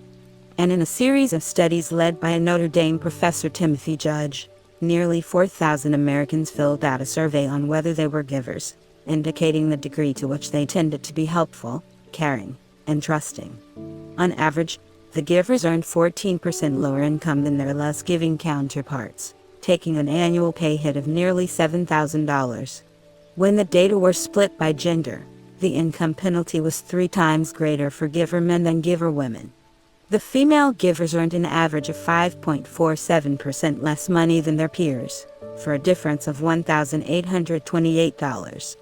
The male givers earned an average of 18.31% less money than their peers, for a difference of $9,772. As we saw earlier in the chapter on powerless communication, givers tend to be humble and uncomfortable asserting themselves directly. Studies in more controlled settings have shown that in zero-sum situations, givers frequently shy away from advocating for their own interests. When negotiating their salaries, they make more modest requests than matchers and takers, and end up accepting less favorable outcomes. This reluctance to be assertive is especially likely to afflict agreeable givers, who pay a price in their pocketbooks. At a professional services firm, a man who I'll call Samir Jain was a giver who consistently fell victim to the doormat effect. Samir was ranked at the top of his class and the top 10% of all employees in the Northeast United States at his firm, and dedicated much of his time to helping colleagues and mentoring junior employees. Despite being a star performer, he watched his friends at other firms get promoted faster and earn more income, and he never negotiated a salary or asked for a raise. On several occasions, he watched assertive peers who were no better performers negotiate raises and promotions, sailing past him in the corporate hierarchy. I did not push hard enough to make that happen for myself. I didn't want to make others uncomfortable or overstep my bounds. Growing up in India, Samir was a pushover, which made him the butt of jokes in his family. His father came from a background in poverty, and learned to be a hard-nosed negotiator who bargained for everything, clawing his family up to the middle class. Samir grew up shielded, protected from having to assert himself. His submissiveness bothered his wife, who was a tough negotiator. When they first started dating, Samir was about to sign a lease on an apartment. His wife intervened, negotiated on his behalf, and reduced the rent by $600 a year. He was impressed, but also embarrassed. Since then, whenever they make a purchase, he has turned to his wife to negotiate, knowing that he would be a doormat. To be honest, I've been ashamed of this for a long time, he admits. After he left the professional services firm, Samir completed an MBA and received a job offer from a Fortune 500 medical technology company, his ideal employer. He wasn't entirely satisfied with the terms of the offer, But as usual, he was reluctant to negotiate. I felt awkward. I liked my boss, and I didn't want to make him uncomfortable, weakening Samir's position further. The economy had just crashed, and his peers were all signing without negotiating. But something was different this time. By a couple months later, Samir had negotiated increases in his total compensation to the tune of more than $70,000. He had undergone a chump change, transforming from his traditional doormat status into a more assertive, more successful negotiator. My wife was stunned, and she complimented my persistence and effectiveness as a negotiator, he says. For her to see me as a good negotiator is the ultimate validation. What was it that drove Samir to step up to the plate? The answer can be found in an ingenious experiment conducted by Linda Babcock and her colleagues. The participants were 176 senior executives from private and public organizations, with titles ranging from CEO and COO to president, general manager, and chairman. The executives all started with the same information. An employee in a software company was being promoted, and they were negotiating compensation for the new position. The male executives playing the role of the employee landed an average of $146,000, 3% higher than the women's average of $141,000. But with a single sentence, Babcock and colleagues helped the female executives boost their averages to $167,000, outdoing the men by 14%. All it took was to tell them they were playing a different role. Instead of imagining that they were the employee, the female executives were asked to imagine that they were the employee's mentor. Now the women were agents advocating for someone else. Interestingly, they didn't set higher goals, but they were willing to push harder to achieve their goals, which led them to better outcomes. In a similar study, researchers Emily Amenicella and Michael Morris asked men and women to negotiate the terms of an attractive job offer. Half were instructed to imagine that they had received the offer themselves and negotiate accordingly. The other half were instructed to imagine that they had referred a friend for the job and were now responsible for negotiating on behalf of the friend. Once again, all of the participants set similar goals, irrespective of whether they were male or female, or negotiating for themselves or a friend. But their actual behavior in the negotiations varied strikingly. Regardless of whether they were negotiating for themselves or others, the men requested starting salaries averaging $49,000. The women followed a different path. When they were negotiating for themselves, they requested starting salaries averaging only $42,000, 16.7% lower than the men. This discrepancy vanished when the women negotiated on behalf of a friend. As advocates, women did just as well as the men, requesting an average of $49,000. In another study, Amenicella and Morris found the same results with experienced executives negotiating.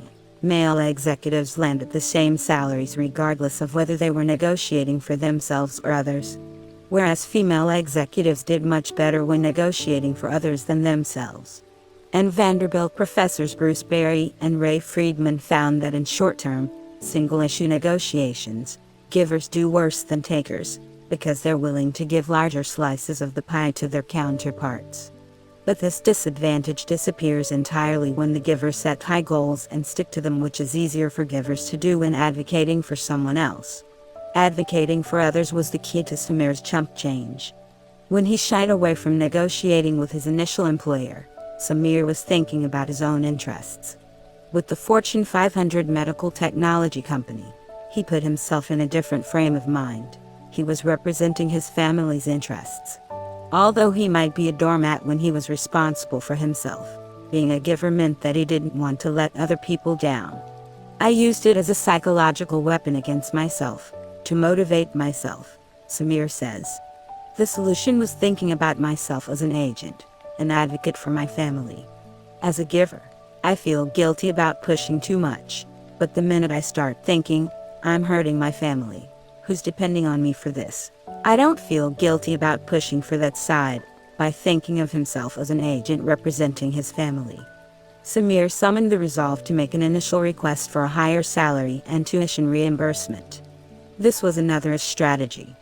On the one hand, he was doing what givers do naturally, advocating for other people's interests. On the other hand, he intentionally advocated for his family, whose interests were closely aligned with his own. At the same time, he wasn't pushing so far as to become a taker. He sought a balance in meeting his family's interests and his company's. My value system means that I'm not going to do anything that's wrong or unfair, Samir explains. I'm not going to try to gouge anyone, but I'm going to push to the point that's right and fair. When Samir first contacted his new boss to negotiate, he asked for a salary increase and reimbursement of his MBA tuition. This matched what other firms were offering, but the boss came back with disappointing news from HR. They weren't able to grant either request. At that point, Samir felt the urge to back down. He wanted to be a giver toward his boss, and he was worried that getting more money would harm his boss's performance or compromise his budget. But Samir had massive debt from student loans, and he felt responsible for his family first. He asked again, convincing his boss to lobby HR for the bump in his salary and signing bonus. He ended up getting a $5,000 salary increase and a $5,000 signing bonus increase. By that time, his $10,000 signing bonus had expired. Samir asked for that too, and got it. His boss assured him that this was the best he could do. Samir was already up $20,000 in the first year alone, not to mention the dividends that the base salary increase would accrue. But he wasn't done yet. He still wasn't receiving tuition reimbursement, so he was determined to find another way to support his family. He had plenty of free time during his last semester of school, so he negotiated a consulting arrangement to work for the company part-time. The company agreed to pay him $135 per hour, which would net Samir another $50,000 in the span of a few months. At that point, he signed the contract, having upped his total compensation by more than $70,000. Being able to keep pushing, a large part of that was being an agent, Samir says. If I don't push now, what's going to happen when I get another promotion? I'm going to be that guy who has 3 kids and gets pushed around. Thinking of myself as an agent motivated me to keep going. It gave me some extra cojones. Although advocating for his family helped him succeed, Samir was still concerned about how it would affect his reputation at the firm and his relationship with his boss. When the negotiation was finished, his boss shared a surprising sentiment. He admired Samir's assertiveness. It was part of why my boss wanted me, Samir says. He respected that I wasn't going to be pushed around any more givers, particularly agreeable ones, often overestimate the degree to which assertiveness might be off-putting to others. But Samir didn't just earn respect by virtue of negotiating. His boss was impressed with how he negotiated. When HR initially rejected Samir's request, he explained his family's circumstances. I don't just have to worry about paying rent now. I have a family to support and loans to repay. Can you make this more palatable for me? By asking on behalf of his family, instead of himself, Samir was maintaining an image as a giver. He showed that he was willing to advocate for others, which sent a positive signal about how hard he would work when representing the company's interests. Babcock and colleagues call this a relational account, an explanation for a request that highlights concern for the interests of others, not only oneself. When women ask for a higher salary, they run the risk of violating expectations that they will be other-oriented and caring, giving rather than taking in character, Babcock writes with Hannah Riley Bowles. Whereas women may be uniquely worried that assertiveness will violate gender norms, givers of both sexes worry about violating their own reciprocity preferences. If they push too hard, they'll feel like takers, rather than givers. But when givers are advocating for someone else, pushing is closely aligned with their values of protecting and promoting the interests of others, givers can chalk it up to caring. And by offering relational accounts, givers do more than just think of themselves as agents advocating for others. They present themselves as agents advocating for others, which is a powerful way to maintain their self-images and social images as givers. This reasoning proved relevant to Lillian Bauer when she decided to stop letting clients treat her like a doormat. I want to be generous, and I build trust with clients, but that doesn't mean they can walk all over me, Bauer notes. To decline requests from clients that fell outside the scope of a project, She used a combination of advocacy and relational accounts. Starting with advocacy, Bauer began to think about herself as an agent for the consultants on her team. Givers have a protective side. In negotiating with a client, I feel a lot of responsibility for my team, and it makes me more willing to draw a hard line. Then, she developed a habit of articulating this responsibility to her clients when a client makes an unreasonable request. I explain that it's going to stretch my team or kill them working crazy hours. The client knows I will bend over backward to do what's right for them, so when I do push back, it has a lot more impact. There's a good reason for it. Pushing past pushover, Lillian's progress struck a chord with me. As a freshman in college, I accepted a job selling advertisements for the Let's Go travel guides. Written and produced entirely by Harvard students, the Let's Go guides were billed as the Bible of the budget traveler, rivaling Lonely Planet, Frommer's, and Rick Steves as the go-to resource for getting around a foreign country on the cheap. On my first day, my manager handed me a list of clients and said, "These people spent about $300,000 last year on ads in the Let's Go books. Just call them up and convince them to advertise again." Then she turned around and walked away. As I realized that I wouldn't get any training, I began to panic. I had no product knowledge and no relevant experience, and I had never left North America.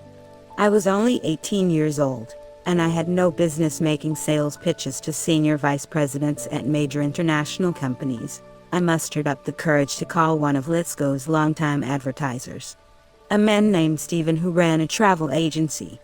The moment he started talking, it was clear he was furious. At first, I was glad to see that my agency was written up in the books, separate from my ad. He snarled, until I saw that outdated contact information was listed. "So your readers can reach me. I've had to pay hundreds of dollars to maintain old postal addresses and email accounts." I gently explained that advertising and editorial are separate departments. I could ensure the accuracy of his ads, but I had no influence over the content of the books themselves. Stephen didn't care.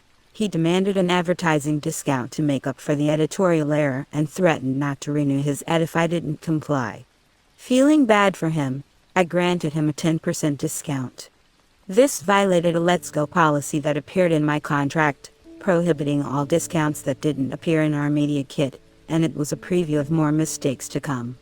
After contacting several dozen clients, I had given 3 more discounts and signed very few contracts, which became mortifying when I learned that Let's Go had a 95% client renewal rate, along with bringing in no revenue. When a client demanded a refund on the previous year's ad, I caved, becoming the first employee to give away money that was already on the books. In empathizing with clients and trying to meet their needs in any way possible, I was helping them at my own expense, not to mention my company's. I was a disaster, and I was ready to quit. It wasn't the first time I had been a giver to a fault. When I was 14, I decided to become a springboard diver. I was determined to master the art of hurling myself into the air, doing somersaults and twists, and entering the water gracefully without a splash. Never mind that I could hardly jump, flip, or twist. I was terrified to try new dives, and my teammates called out my lack of flexibility by nicknaming me Frankenstein. One day, my coach brought a metronome to practice in the hopes of improving my timing. After several hours of effort, he declared me incapable of rhythm. For the next 4 years, I trained 6 hours a day.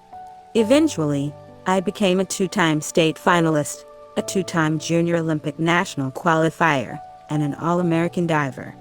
I would go on to compete at the NCAA varsity level at Harvard. But along the way, I sacrificed my own success. Several months before the biggest meet of my life, I volunteered to coach 2 of my competitors.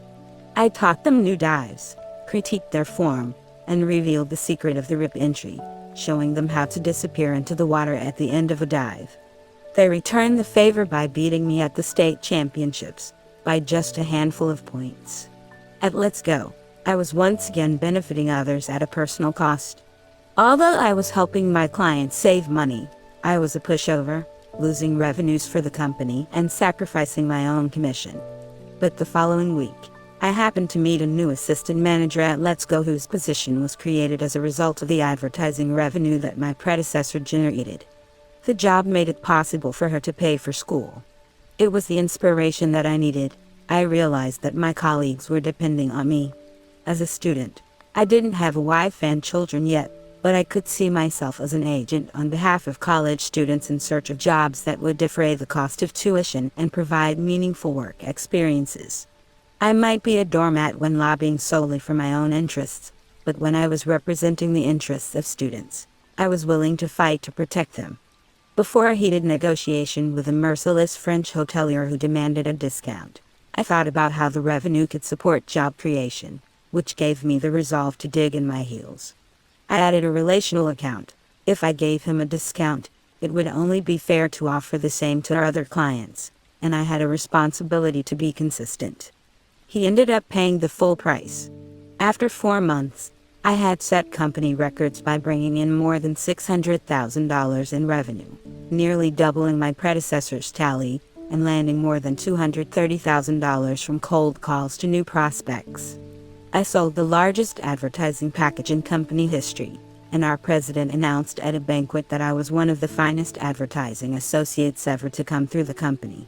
At age 19, I was promoted to Director of Advertising Sales, which put me in charge of a budget above $1 million and tasked me with hiring, training, and motivating my own staff.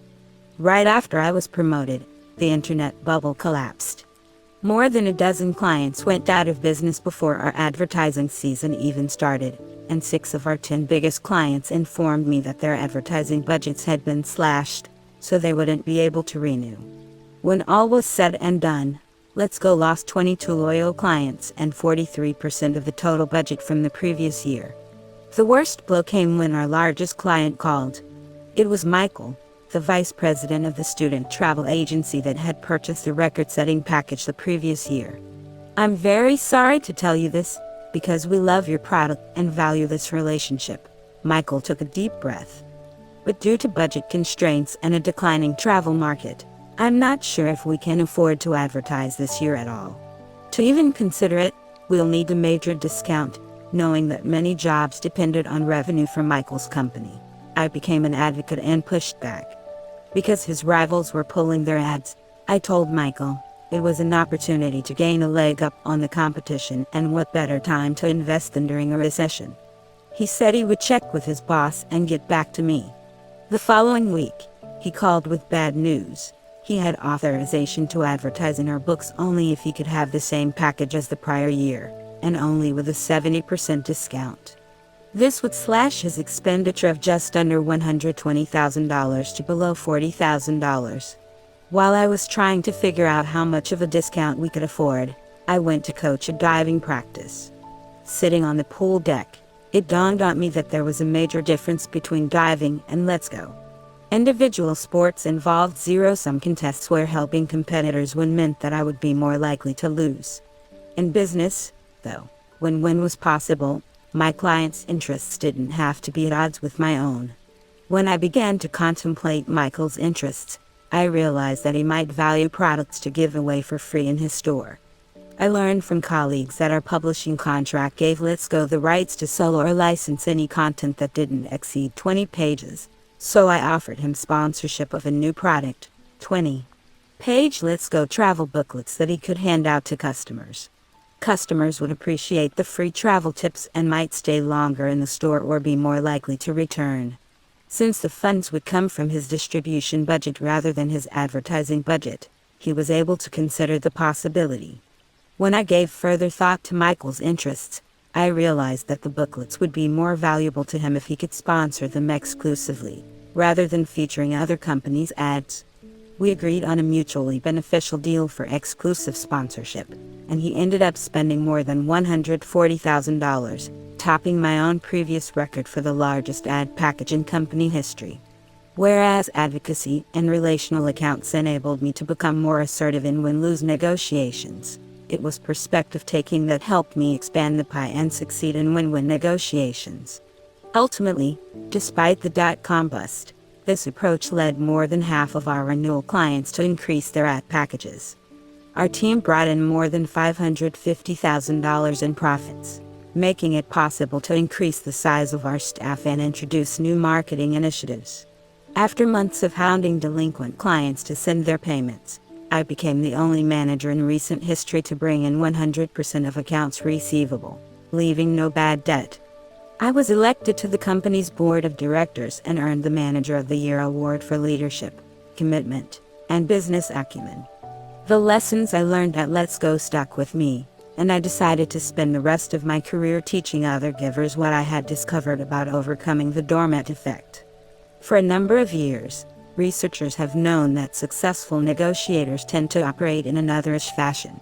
In a comprehensive analysis of 28 different studies led by Dutch psychologist Karsten de Drew, the best negotiators weren't takers or selfless givers.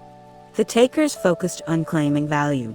They saw negotiations as zero-sum, win-lose contests, and didn't trust their opponents, so they bargained aggressively, overlooking opportunities to create value through developing an understanding of their counterparts' interests. The selfless givers made too many concessions, benefiting their counterparts at a personal cost. The most effective negotiators were otherish. They reported high concern for their own interests and high concern for their counterparts' interests. By looking for opportunities to benefit others and themselves, otherish givers are able to think in more complex ways and identify win-win solutions that both takers and selfless givers miss. Instead of just giving away value like selfless givers, otherish givers create value first. By the time they give slices of pie away, the entire pie is big enough that there's plenty left to claim for themselves. They can give more and take more. This notion of expanding the pie captures a turning point in Lillian Bauer's career. Although she had learned to push back with clients and place boundaries on the time she spent mentoring and helping takers, she wasn't willing to let go of helping givers and matchers. When junior associates who didn't seem like takers needed help, she still gave in a selfless manner, sacrificing inordinate amounts of her time regardless of her own schedule and demands. Jason Geller adopted a more otherish approach. He found a way to expand the amount of giving that he could accomplish without increasing the demands on his time. Geller engaged others in sharing the workload, creating opportunities for them to become givers, while keeping himself from becoming overloaded. As a senior manager, when junior analysts asked him for help, Geller would suggest a lunch and invite a couple new managers to come along. This opened the door for the managers to have access to him, and for them to provide mentoring to the junior analysts. It's a great way for them to build the support of folks more junior to them, he says. Instead of doing all of the giving himself, he was able to connect junior analysts with multiple mentors, who provided a broader base of knowledge and advice. After being told she was too generous, Bauer adopted an approach that resembled Geller's. She started doing group mentoring sessions instead of only one-on-ones. I asked myself, am I really the only person who can help in this particular instance? I tried not to think about myself as the only resource I was optimizing, and started connecting people to help each other. Now, I'm quite explicit with my mentees. I tell them, people did this for me, and you need to do this for other people.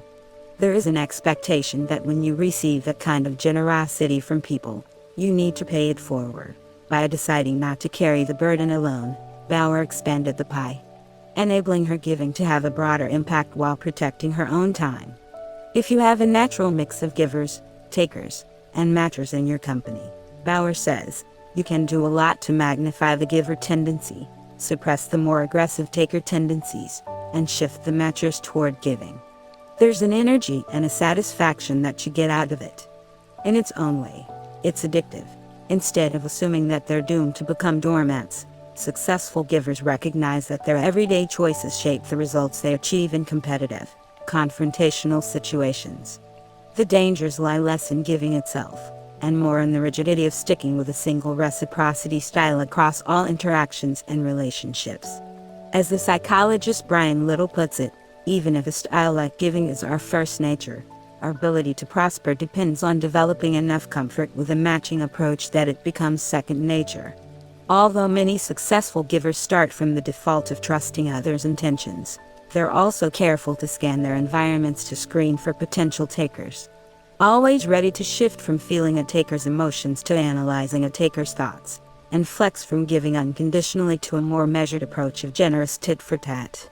And when they feel inclined to back down, successful givers are prepared to draw reserves of assertiveness from their commitments to the people who matter to them.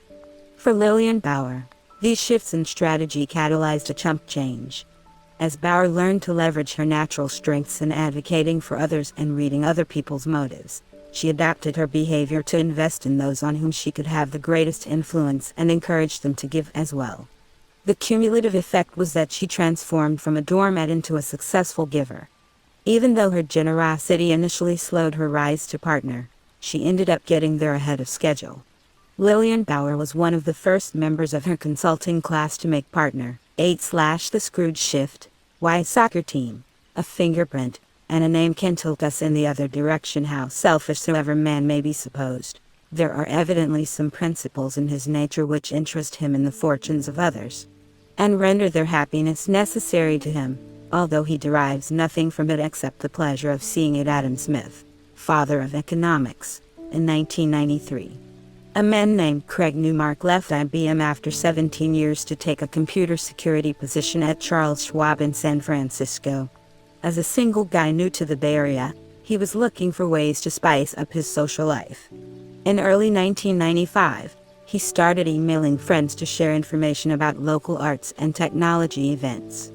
Word of mouth spread, and people began to expand the postings beyond events to feature job openings, apartments, and miscellaneous items for sale. By June, the email list had grown to 240 people. It was too large for direct email, so Craig moved it to a listserv. In 1996, a website was born, and it was called Craigslist. By the end of 2011, there were Craigslist sites in more than 700 locations around the world. In the United States alone, roughly 50 million people visit Craigslist each month, making Craigslist one of the 10 most popular websites in the country and one of the 40 most visited in the world. Craigslist flourished by appealing to our basic matcher instincts. It facilitates transactions in which buyers and sellers can agree on a fair price, exchanging goods and services for what they're worth.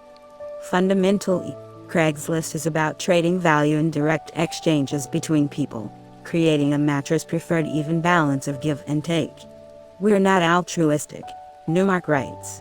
From one perspective, we are like a flea market. Could a system like this function based entirely on giving, instead of matching? In 2003, an Ohio native by the name of Darren Beal decided to find out. Just like Craig Newmark, Beal was in a new city where he lacked information, so he started an email list of friends. Following the lead from Craigslist, Beal was aiming to create internet-based local communities of exchange for anyone to access, connecting people who wanted goods with people who were ready to part with them. But in a radical departure from the typical Craigslist exchange, Beal set an unusual ground rule: no currency or trading allowed. The network was called FreeCycle, and all goods had to be given away for free. The idea for FreeCycle was sparked when Beal developed and ran a recycling program for businesses at a nonprofit organization called Rise in Tucson, Arizona. Local businesses began to give Beal used items that were still in good condition but weren't recyclable, like computers and desks. In the hopes of giving the items away to people who needed them, Beal spent hours on the phone offering them to charities, but made little progress. At the same time, he had a bed that he wanted to give away, but thrift shops wouldn't accept it. He realized that he might be able to solve both of these problems with an online community that matched givers and receivers more efficiently. Beal sent an initial email announcing FreeCycle to about 40 friends, inviting them to join and spread the word. When some of the earliest FreeCycle members started posting items to give away, Beal was caught off guard. One woman offered to give away a partially used bottle of hair dye, which would expire in a matter of hours. "It needs to be used really soon," she wrote, "so if anyone has an urge to go darker, tonight is the night." A Texas man posted a more desirable item, fishing tackle, but had a string attached. He would only give it away to someone from whom fishing tackle had been stolen. "As a kid 34 years ago, I stole a tackle box. There's no way I can find the person and make it right, So I'm trying to do the next best thing, with some people finding matcher loopholes in the system, and others trying to give away junk. Free cycle seemed like a lost cause. But Bill believed that one person's trash really is another's treasure, and some people gave away actual treasure on free cycle that they could have easily sold on Craigslist. One person donated a camera in excellent condition worth at least $200. Others gave away good computers, flat screen TVs, baby car seats, pianos, vacuum cleaners, and exercise equipment. When Free Cycle started in May 2003, there were 30 members. Within a year, Free Cycle had grown at an astonishing rate. There were more than 100,000 members in 360 cities worldwide. By March 2005, Free Cycle had increased tenfold in membership, reaching 1 million members. Recently, social scientists Rob Willer, Frank Flynn, and Sonia Zak decided to study what drives people to participate in exchange systems. They were striving to get to the bottom of a vigorous debate among social scientists, many of whom believed that the types of direct exchanges that take place on Craigslist were the optimal way of exchanging resources. By allowing people to trade value back and forth, a system like Craigslist capitalizes on the fact that most people are matchers. But some experts anticipated the rapid growth of systems like FreeCycle, where members give to one person and receive from another, never trading value back and forth with the same person. These researchers were convinced that although such a generalized reciprocity system relies on people to be givers and can be exploited by takers, it could be just as productive in facilitating the exchange of goods and services as direct matching. The intuitive explanation is that the two types of systems attract different types of people. Perhaps matchers were drawn to Craigslist, whereas givers flocked to FreeCycle. As Darren Beal told me, if there were only takers, there would be no FreeCycle, but Willer's team found that this wasn't the whole story. Although FreeCycle grew in part by attracting people who already leaned strongly in the giver direction, it accomplished something much more impressive. Somehow, FreeCycle managed to encourage matchers and takers to act like givers. To figure out how FreeCycle works, Willer's team studied random samples of members at both Craigslist and FreeCycle. They collected surveys from more than 1,000 members of the two exchange organizations from dozens of communities around the United States. Measuring reciprocity styles by asking members to answer a series of questions about whether they generally prefer to maximize their own gains or contribute to others. The givers had donated an average of 21 items on FreeCycle. The takers could have given nothing, but they had given away an average of more than 9 items each on FreeCycle. Interestingly, in fact, people often join FreeCycle to take, not give. People usually hear about FreeCycle as a way to get free stuff. Your average person will join thinking, I can get something for nothing, Beal says. But a paradigm shift kicks in. We had a big wave of new parents who needed help in hard times. They received strollers, car seats, cribs, and high chairs. Later, instead of selling them on Craigslist, they started giving them away. What drives people to join a group with the intention of taking, but then end up giving? The answer to this question opens up another way that givers avoid the bottom of the success ladder. When dealing with individuals, it's sensible for givers to protect themselves by engaging in sincerity screening and acting primarily like matchers in exchanges with takers. But in group settings, there's a different way for givers to make sure that they're not being exploited. Get everyone in the group to act more like givers. The strategy was foreshadowed by Jason Geller and Lillian Bauer, who directly asked their mentees to pay it forward in mentoring groups of more junior colleagues. Earlier, Adam Rifkin, the Silicon Valley giver who was named Fortune's best networker, did the same thing in his entire network. He invited the people who benefited from his giving to help other people in his web of relationships, and a giving norm evolved. As I noted in the opening chapter, people rarely have a single reciprocity style that they apply uniformly to every domain of their lives. If a group develops a norm of giving, members will uphold the norm and give, even if they're more inclined to be takers or matchers elsewhere. This reduces the risks of giving. When everyone contributes, the pie is larger, and givers are no longer stuck contributing far more than they get. What is it about groups that can tilt members in the giver direction? At the end of this chapter, I'll introduce you to a powerful activity that some of the world's leading companies and business schools have started using to motivate giving among takers and matchers, as well as givers.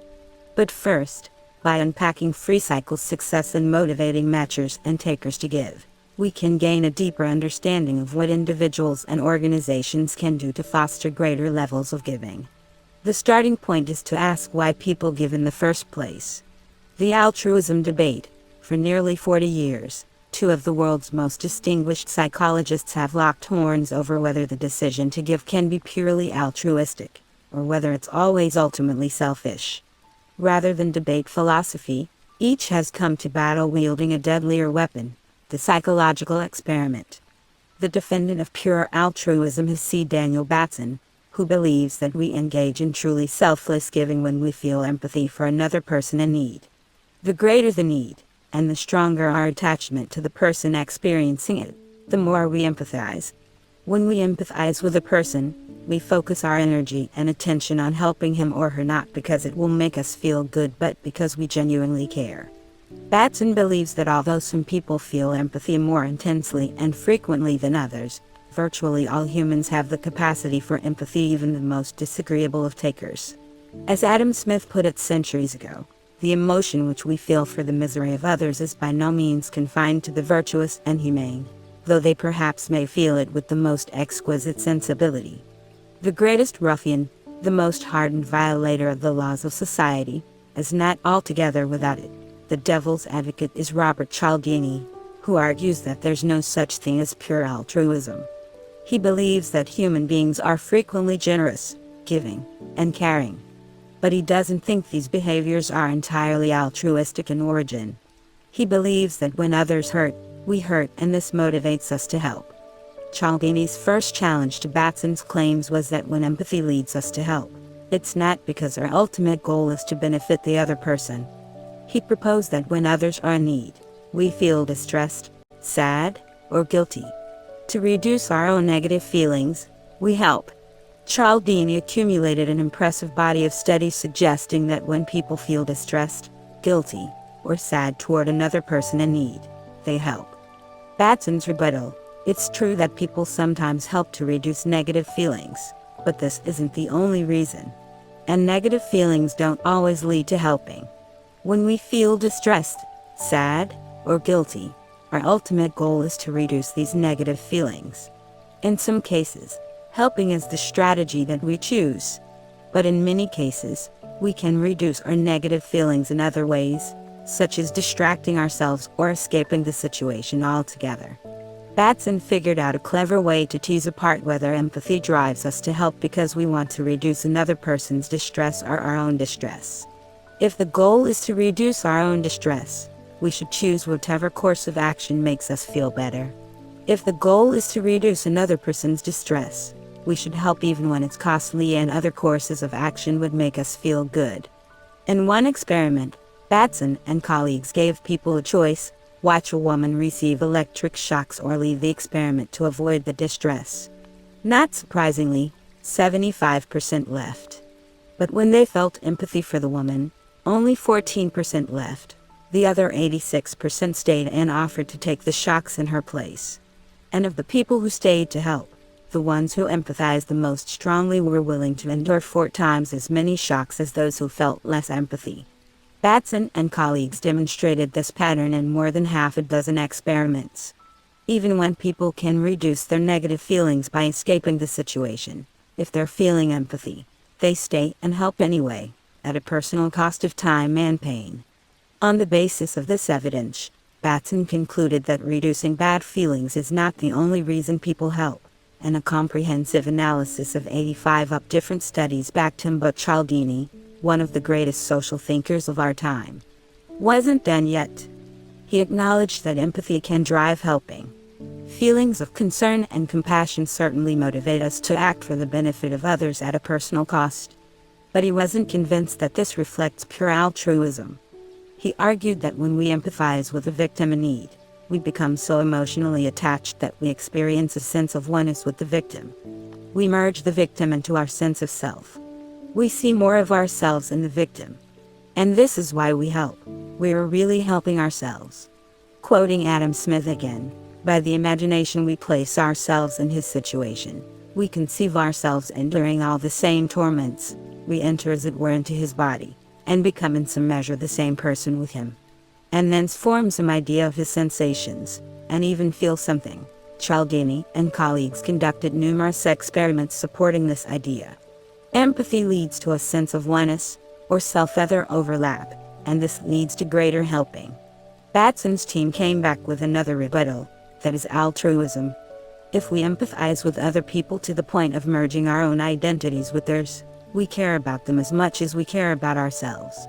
Because we no longer place our interests above theirs, helping them is purely altruistic. Stalemate. Both camps agree that empathy leads to helping. Both camps agree that a sense of oneness is a key reason why. But they fundamentally differ about whether oneness is selfish or altruistic. I believe there's a middle ground here, and it's one that Darren Beale discovered early on.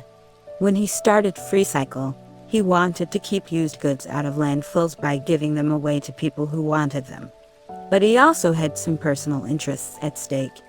In his recycling program, he had a warehouse full of stuff he couldn't use or recycle, and his boss wanted the warehouse emptied. In addition, Beale was hoping to get rid of an old mattress that he owned. None of his friends needed it, and it was too big to throw away. To dump it, he would need to borrow a truck and drive the mattress to a landfill, where he would be charged for disposal. Beale realized it would be easier and cheaper if he could just give it away to someone on FreeCycle. This is why many takers and matchers started giving on FreeCycle. It's an efficient way to get rid of things they don't want and probably can't sell on Craigslist. But soon, Beale knows from personal experience, people who initially give things away for selfish reasons begin to care about the people they're helping. When the recipient arranged to pick up his mattress, Beale was thrilled. I thought I was getting away with giving a mattress away, that I was the one benefiting, he says. But when the person showed up at my door and thanked me, I felt good. It was only partially a selfish act. I was helping someone else in a way that made me happy. I felt so darn good about it that I started giving away other items. After a decade of research, I've come to the conclusion that Beale's experience is the norm rather than the exception. Oneness is otherish. Most of the time that we give, it's based on a cocktail of mixed motives to benefit others and ourselves.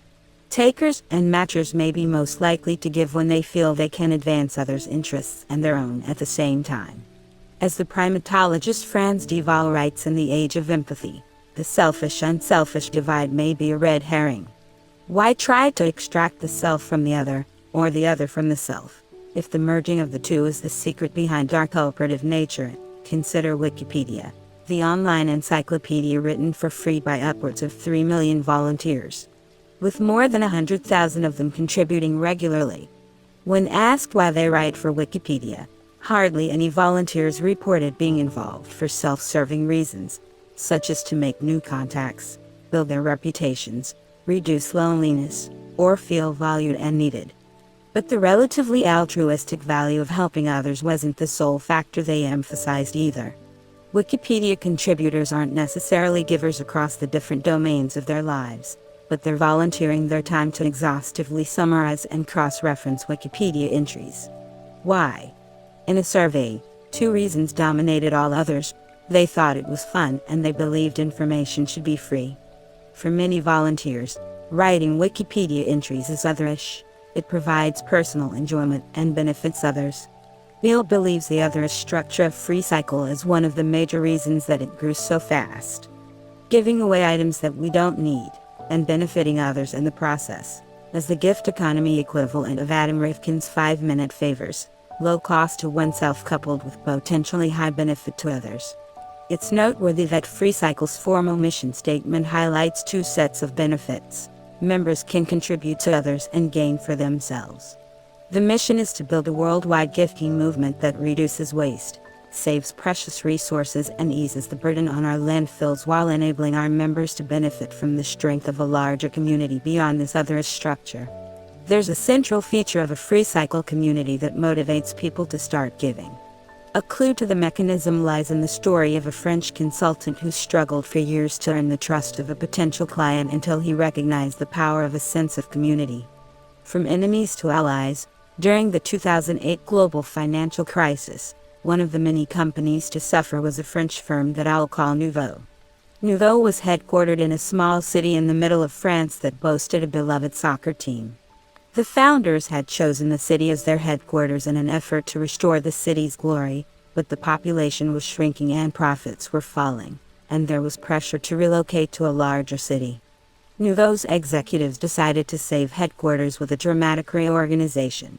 Seeking outside assistance, the CFO issued a request for proposals to consulting firms. Nouveau was open to working with whichever firm presented the best proposal, with one exception: one particular consulting firm could not be trusted. This firm had been working with Nouveau's chief competitor for years. Nouveau's top brass worried that inside information could be leaked accidentally or even stolen by a taker. The suspect consulting firm's lead partner, who I'll call Philippe, was aware of the distrust from the Nouveau executives. Philippe's firm had submitted proposals to Nouveau in the past, and they were always rejected.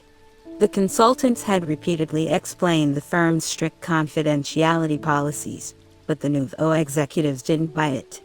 Eventually, the consultants concluded that it was a waste of time to continue making proposals.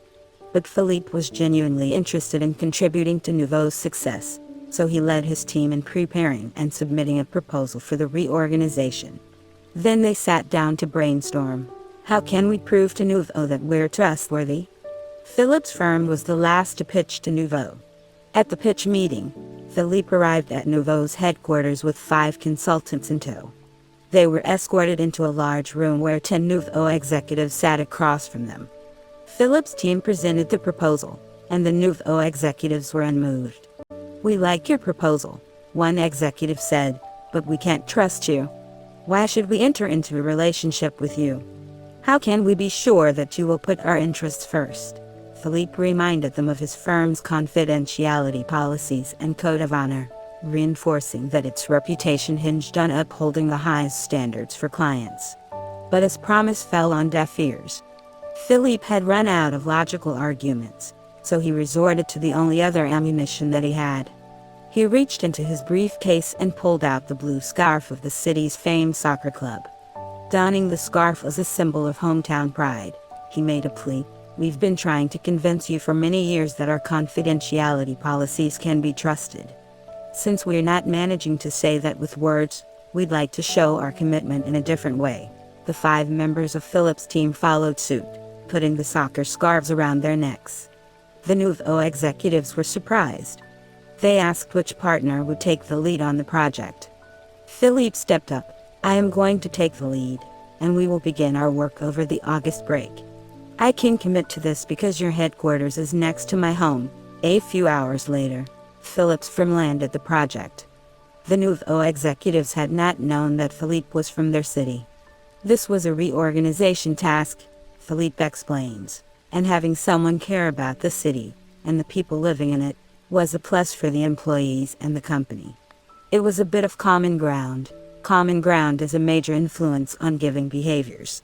In one experiment, psychologists in the United Kingdom recruited fans of the Manchester United soccer team for a study.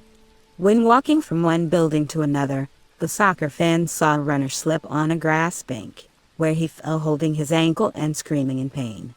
Would they help him? It depended on the t-shirt that he was wearing. When he wore a plain t-shirt, only 33% helped. When he wore a Manchester United t-shirt, 92% helped. Yale psychologist Jack Dovidio calls this activating a common identity. When people share an identity with another person, giving to that person takes on another's quality. If we help people who belong to our group, we are also helping ourselves, as we are making the group better off. A common identity was a key active ingredient behind the rapid growth of FreeCycle and the unusually high levels of giving. When Berkeley professor Rob Willer's team compared Craigslist and FreeCycle members, they were interested in the degree to which each group experienced identification and cohesion. The more members identified, the more they saw Craigslist or FreeCycle as an important part of their self-images, as reflecting their core values. The more cohesion members reported, the more they felt part of a meaningful Craigslist or FreeCycle community. Would members experience greater identification and cohesion with Craigslist or FreeCycle? The answer depends on how much a member has received from the site. For members who received or bought few items, there were no differences in identification and cohesion between Craigslist and FreeCycle. People were equally attached and connected to both sites. But for members who received or bought many items, there were stark differences. Members reported substantially greater identification and cohesion with FreeCycle than Craigslist. This was true even after accounting for members' tendencies toward giving, regardless of whether they were givers or not. Members who participated frequently felt more attached to FreeCycle than to Craigslist. Why would people feel more identified and connected with a community where they give freely rather than matching evenly? Willer's team argues that for two central reasons: receiving is a fundamentally different experience in generalized giving and direct matching systems. The first distinction lies in the terms of the exchange. In direct matching, the exchange is an economic transaction. When members buy an item on Craigslist, they know that sellers are typically trying to maximize their own gains with little concern for buyers' interests. In contrast, in generalized giving, givers aren't getting anything tangible back from the recipients. When members receive an item on FreeCycle, they're accepting a gift from a giver with no strings attached. According to Willer's team, this suggests that the giver is motivated to act in the interest of the recipient rather than in his or her own self-interest, which communicates a regard for the recipient beyond the instrumental value attached to the item itself. In comparison with an economic transaction, a gift is value-laden. The second distinction has to do with who's responsible for the benefits you receive. When you buy on Craigslist, if you receive an item at a good price, you can chalk it up to your savvy as a negotiator or the kindness or naivete of an individual seller. You're exchanging back and forth with another individual. You're not getting anything from the Craigslist community. As a result, participants in direct exchange will be less inclined to identify with the group because they will be less likely to derive the emotional experience of group membership, Willer's team writes. In generalized giving, on the other hand, the community is the source of the gifts you receive. An effective system of generalized giving typically involves cycles of exchange with the following structure. Person A gives to person B, who gives to person C. When FreeCycle members receive multiple items from different people, they attribute the benefits to the whole group, not to individual members. Together, these two forces facilitate the development of a bond with FreeCycle. Instead of buying an item from another person, people feel that they're receiving gifts from a community. The gratitude and goodwill generated means that they begin to identify with the community, seeing themselves as FreeCycle members. Once this identification happens, people are willing to give freely to anyone who shares the FreeCycle identity. This extends their willingness to give across the whole FreeCycle community, spurring members to offer items that they no longer need in response to requests when they can help. By giving away things they don't want, takers can feel like they're not losing anything of value, yet maintain the norm of giving so they can still get free stuff when they want it. For matchers, because there's no way to pay it back, paying it forward is the next best thing, especially since they're helping people just like themselves. This is what happened with the parents who gave away baby supplies. They restored their sense of a reciprocal, even exchange by donating items they no longer needed to fellow parents in similar situations. People are motivated to give to others when they identify as part of a common community. But not all individuals and groups are equally likely to attract this type of identification. There's something else about the FreeCycle community that fosters identification, and it's a factor well understood by Adam Rifkin. The search for optimal distinctiveness. When I first met Adam Rifkin, I asked him to tell me about the most interesting contacts in his network. One of my favorite people, he replied, is Adam Rifkin. He wasn't talking about himself.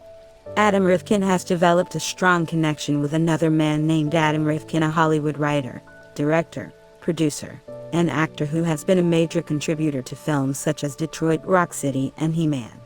To avoid confusion, I'll call him Hollywood Adam, referring to his endearing doppelganger as Panda Adam. In 1992, when Hollywood Adam was just getting his start, Panda Adam moved to Los Angeles to start his doctoral program at Caltech.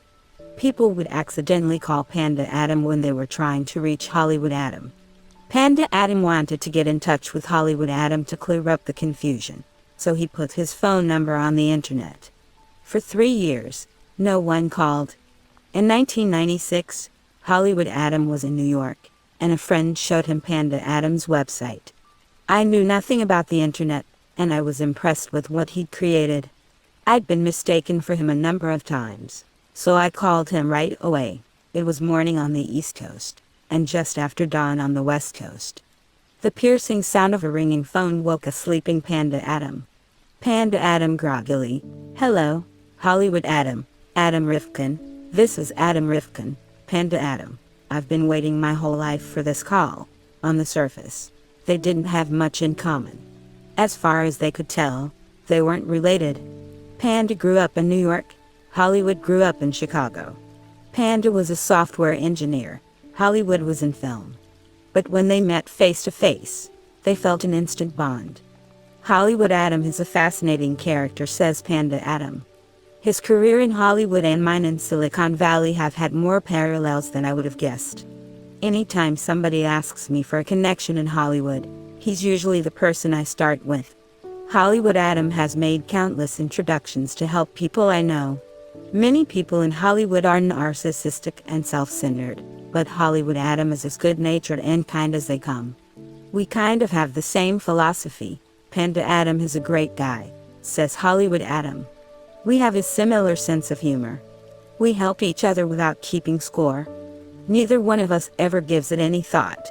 We just do what's helpful. Panda Adam was the person who introduced Hollywood Adam to Twitter. When Hollywood Adam did a series for Showtime called Look, Panda Adam invited him up to Northern California to do screenings at YouTube and Twitter. Why did the two Adam Rifkins identify so strongly with each other? If you're thinking it's a name similarity effect, the data suggests that you're right, at least partially. Brett Pelham, a psychologist at the University at Buffalo, noticed that we seem to prefer people, places, and things that remind us of ourselves. Because we associate our names so strongly with our identities, we might be attracted to major decisions that remind us of our names. In an effort to demonstrate this, Pelham and his colleagues have conducted a mind-boggling, controversial set of studies. Across 5 different studies, they found that people are unusually likely to end up living in places that resemble their first names. In one study, Pelham's team searched the 40 biggest cities in the United States for the 100 most common first names that shared their first 3 letters with these cities. Then, they matched up names in terms of how popular they were in different age groups. It turns out that people named Jack are 4 times more likely than people named Philip to live in Jacksonville, even though the names are equally common. The Phils have apparently retreated to Philadelphia, where they outnumber the Jacks. And it's not that they're named after these places. People are more likely to move to places that resemble their own names. Georgia is twice as likely to move to Georgia as chance would predict. It works for careers too. In 1990, Dennis was the 40th most common male first name in the United States. Jerry was the 39th, and Walter was 41st. There were 270 dentists in the United States named Jerry. There were 257 dentists in the United States named Walter. How many dentists were named Dennis? Statistically, there should have been somewhere between 257 and 270. In reality, there were 482. If your name was Dennis, you were almost twice as likely to become a dentist as if you had the equally common name of Jerry or Walter. Other studies show that people with the last name Lawyer are more likely to become lawyers than doctors, at rates 44% higher than chance. The opposite is true for people named Doctor, at 38% greater than chance rates. The attraction also holds for products and people that we associate with ourselves. Pelham and colleagues have found that people prefer chocolates, crackers, and teas that include the letters of their own names, and that they're more attracted to potential dates who have similar initials, even though they insist that this similarity doesn't influence their attraction. And evidence shows that similarity can influence whom we decide to help. Researchers Jeff Gallick, Deborah Small, and Andrew Stevens studied more than 289,000 loans to more than 23,000 borrowers on Kiva. a microfinance website where people can give loans as small as $25 to help people in the developing world escape poverty and start businesses. People were more likely to give microloans to borrowers who shared their first initials or their occupations. It appears that similarity to the self adds a bit of grease to the attraction process. People are just a bit more enthusiastic, friendly, and open-minded when they meet someone who reminds them of themselves. This is what happened to the two Adam Rifkins when they first met. They initially clicked based on a superficial similarity, which opened the door for them to connect based on real similarities and start helping each other. But the bond between the two Adam Rifkins goes beyond the fact that they have the same name. To illustrate, imagine that you show up for a study along with a college student. A researcher takes your fingerprints, under the guise of studying whether they reveal anything about your personality. You both fill out a personality questionnaire. As you're getting ready to leave, the student pulls out a paper from her backpack. For an English class that I'm taking, I need to find someone I don't know to critique my essay. I wonder if you could read this 8-page essay for me and give me 1 page of written feedback on whether my arguments are persuasive and why. I need the written feedback by this time tomorrow. Would you help her? You were just in the control group in a study led by the psychologist Jerry Berger, where 48% of participants helped. But other participants were led to believe that they had something in common with the student making the request. After they filled out the questionnaire, the researcher examined a fingerprint evaluation sheet and remarked, "This is interesting. You both have type B fingerprints. Now, would you be more likely to help?" It depends on how the similarity was framed. Half of the time, the researcher mentioned that type E fingerprints are common. About 80% of the population has them. The other half of the time, the researcher mentioned that type E fingerprints are very rare. Only about 2% of the population has them. When the similarity was common, 55% of participants helped, hardly more than the control group. But when the similarity was rare, 82% of participants helped. It was not just any commonality that drove people to act like givers. It was an uncommon commonality. In Pelham's studies, name similarity effects on where we live, what careers we choose, and whom we marry are stronger for people with rare names than common names. We gravitate toward people, places, and products with which we share an uncommon commonality. This is the bond that the two Adam Rifkins felt when they first connected. Adam Rifkin is a rare name, and the uncommon commonality may have greased the attraction process. Indeed, Pelham's research shows that the more unique your name is, the more likely you are to identify with places that resemble your name. To explain why uncommon commonalities are so transformative, the psychologist Marilyn Brewer developed an influential theory. On the one hand, we want to fit in. We strive for connection, cohesiveness, community, belonging, inclusion, and affiliation with others. On the other hand, we want to stand out. We search for uniqueness, differentiation, and individuality. As we navigate the social world, these two motives are often in conflict. The more strongly we affiliate with a group, the greater our risk of losing our sense of uniqueness. The more we work to distinguish ourselves from others, the greater our risk of losing our sense of belongingness. How do we resolve this conflict? The solution is to be the same and different at the same time. Brewer calls it the principle of optimal distinctiveness. We look for ways to fit in and stand out. A popular way to achieve optimal distinctiveness is to join a unique group. Being part of a group with shared interests, identities, goals, values, skills, characteristics, or experiences gives us a sense of connection and belonging. At the same time, being part of a group that is clearly distinct from other groups gives us a sense of uniqueness. Studies show that people identify more strongly with individuals and groups that share unique similarities. The more our group, value, interest, skill, or experiences, the more likely it is to facilitate a bond. And research indicates that people are happier in groups that provide optimal distinctiveness, giving a sense of both inclusion and uniqueness. These are the groups in which we take the most pride and feel the most cohesive and valued. FreeCycle initially provided a sense of optimal distinctiveness through its emphasis on protecting the environment. The central goal was different from most recycling movements. Instead of reprocessing old materials into new ones, members found recipients who wanted goods that couldn't be reprocessed, keeping them out of landfills. This common purpose created a shared identity within the free cycle community, fostering a sense of connection across diverse ideologies. The original group of free cycle volunteers in Tucson included a liberal Democrat who was passionate about environmental sustainability, a conservative Republican who didn't believe in waste, and a libertarian who wanted to empower people to do things themselves, rather than relying on governmental support. Over time, as membership expanded and diversified, each free cycle community provided an outlet for people to customize giving to their own interests. In New York, for example, a local group made a habit of shutting down a city block for free cycle gifting events. By fostering a common identity and opportunities for unique self-expression, Free Cycle was able to mobilize a giving system based on generalized reciprocity. You give to help others in the community, and you know that someone in the community will give to you. But Willer's team finds that there's a catch. Such a system depends on a critical mass of exchange benefits, which creates positive sentiments toward the group, sentiments that help fuel further contributions. In other words, people only identify with a generalized giving group after they receive enough benefits to feel like the group is helping them. With Free Cycle, this outcome was by no means guaranteed.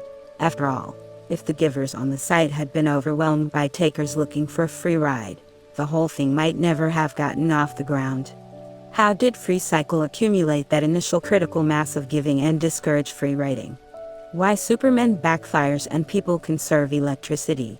When Free Cycle first launched, one of the early members was a 98-year-old man. He collected parts to fix up bicycles and gave them to local children. He was an incredible role model, Darren Beal recalls. Tucson citizens were able to identify with the man as a fellow resident. When they saw him give, he was a member of their unique community, so they felt more compelled to follow his example. New York University psychologist Jonathan Haidt refers to this as elevation, the warm feeling of being moved by others' acts of giving, which can seem to push a mental reset button, wiping out feelings of cynicism and replacing them with a sense of moral inspiration. When elevated, Haidt and psychologist Sarah Algo write, we feel as though we have become, for a moment, less selfish, and we want to act accordingly.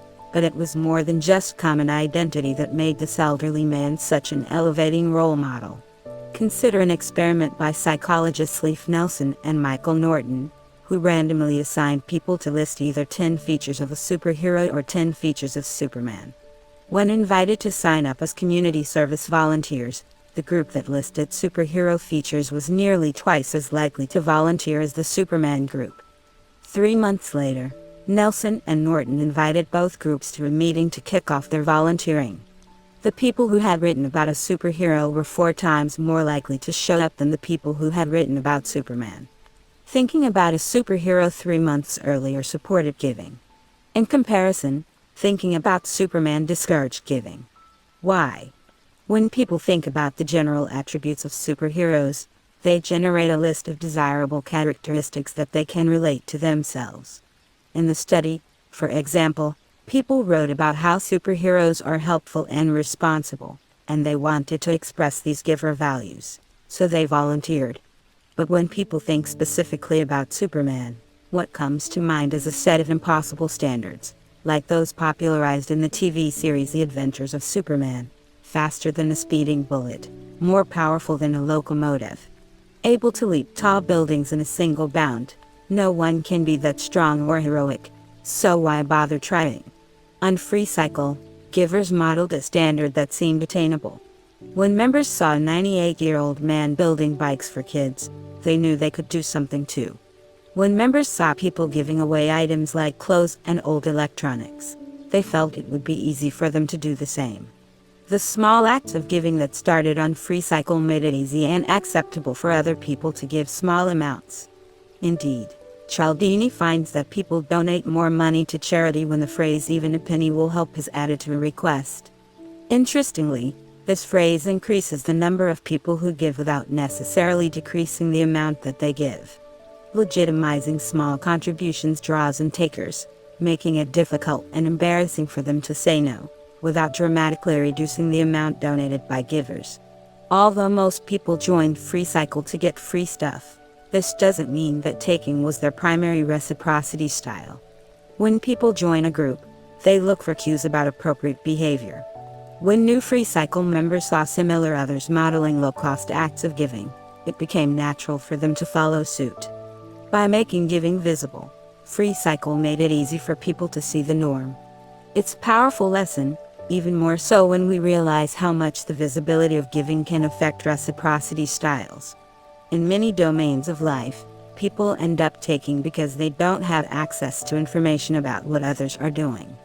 Just a few months after FreeCycle got off the ground, Cialdini worked with a team of psychologists to survey more than 800 Californians about their energy consumption. They asked the Californians how important the following factors were in shaping their decisions to save energy. It saves money, it protects the environment, it benefits society. A lot of other people are doing it. The Californians consistently reported that the most important factor was protecting the environment. Benefiting society was second, saving money was third, and following the lead of other people was last. Cialdini's team wanted to see whether people were right about their own motivations, so they designed an experiment. They visited nearly 400 homes in San Marcos, California, and randomly assigned them to receive one of 4 different types of door hangers. Save money by conserving energy, according to researchers at Cal State San Marcos. You could save up to $54 per month by using fans instead of air conditioning to keep cool in the summer. Protect the environment by conserving energy, according to researchers at Cal State San Marcos. You can prevent the release of up to 262 pounds of greenhouse gases per month by using fans instead of air conditioning to keep cool this summer. Do your part to conserve energy for future generations, according to researchers at Cal State San Marcos. You can reduce your monthly demand for electricity by 29% using fans instead of air conditioning to keep cool this summer. Join your neighbors in conserving energy. In a recent survey of households in your community, researchers at Cal State San Marcos found that 77% of San Marcos residents often use fans instead of air conditioning to keep cool in the summer. Cialdini's team conducted door-to-door interviews at each household, without knowing which door hangers they had. When asked how motivating the door hangers were, the residents whose hangers emphasized joining their neighbors reported the lowest motivation. They reported 18% lower desires to conserve energy than residents with the Protect the Environment hangers, 13% lower than residents with the Future Generations hangers, and 6% lower than residents with the Save Money hangers. But when Cialdini's team looked at the residents' energy bills to see what people actually did, they found something surprising. The residents were wrong about what motivated them. During the following 2 months, the residents whose door hangers emphasized joining their neighbors actually conserved the most energy. On average, the Join Your Neighbors hanger led to between 5 and 9% fewer daily kilowatt hours of energy used than the other 3 hangers, which were all equally ineffective. Knowing that other people were conserving energy was the best way to get residents to follow suit. But perhaps it was the people who were already conserving electricity in each neighborhood who responded most visibly, picking up the slack for the electricity takers. To find out whether sharing information about their neighbors' conservation efforts could motivate conservation among people who were consuming high levels of electricity, Cialdini's team ran another experiment with nearly 300 households in California. This time, they gave residents door hangers that provided feedback on how their electricity consumption compared with similar households in their neighborhood over the past week or 2. These door hangers provided feedback on whether residents were consuming less, giving, or more, taking, than their neighbors. Over the next few weeks, the electricity takers significantly reduced their energy consumption by an average of 1.22 kilowatt hours per day. Seeing that they were taking more than the average in their neighborhood motivated them to match the average, decreasing their energy consumption. But this only works when people are compared with their neighbors. As Cialdini's team explains, the key factor was which other Californians, other people in their city, or other residents in their specific community. Consistent with the idea that people are most influenced by similar others, The power of social norms grew stronger the closer and more similar the group was to the residents. The decision to conserve was most powerfully influenced by those people who were most similar to the decision makers, the residents of their own community. Inspired by this evidence, the company Power sent home energy report letters to 600,000 households, randomly assigning about half of them to see their energy use in comparison with that of their neighbors. Once again, it was the takers, those consuming the most, who conserved the most after seeing how much they were taking.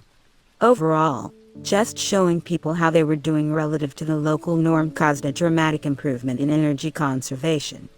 The amount of energy saved by this feedback was equivalent to the amount of energy that would be saved if the price of electricity increased by up to 28%. People often take because they don't realize that they're deviating from the norm. In these situations, showing them the norm is often enough to motivate them to give, especially if they have mature instincts.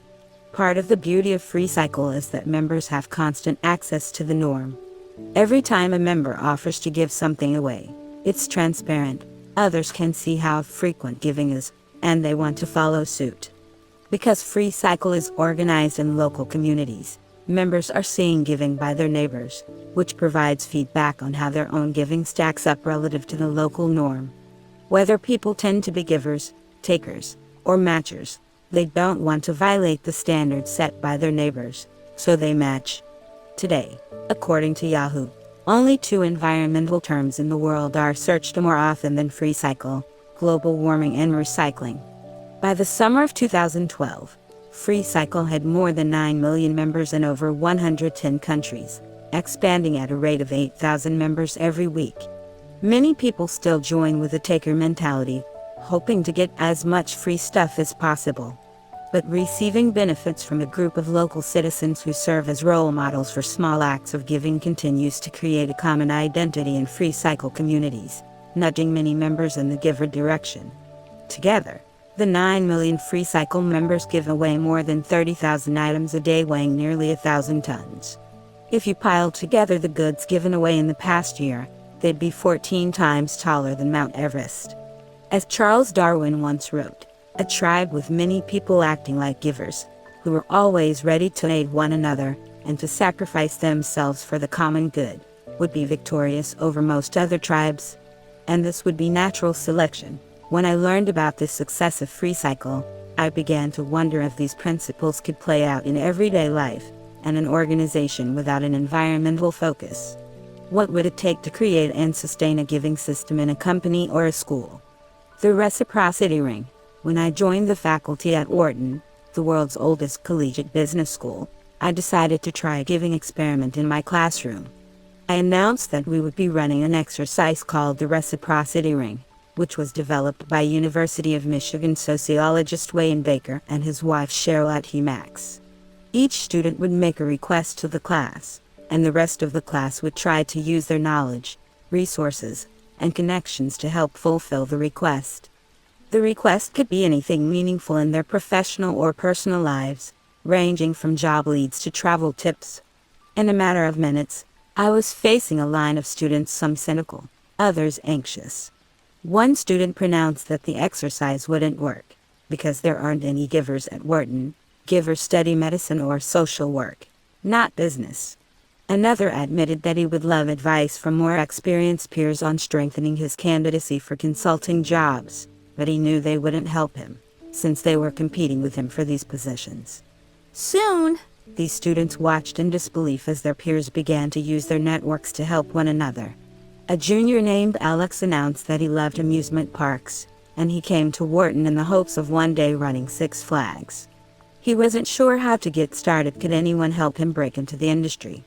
A classmate, Andrew, raised his hand and said he had a weak tie to the former CEO of Six Flags. Andrew went out on a limb to connect them, and a few weeks later, Alex received invaluable career advice from the ex-CEO. A senior named Michelle confided that she had a friend whose growth was stunted due to health problems, and couldn't find clothes that fit. A fellow senior, Jessica, had an uncle in the fashion business, and she contacted him for help.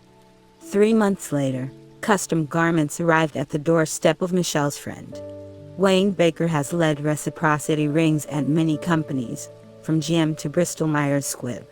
Oftentimes, he brings leaders and managers together from competing companies in the same industry and invites them to make requests and help one another.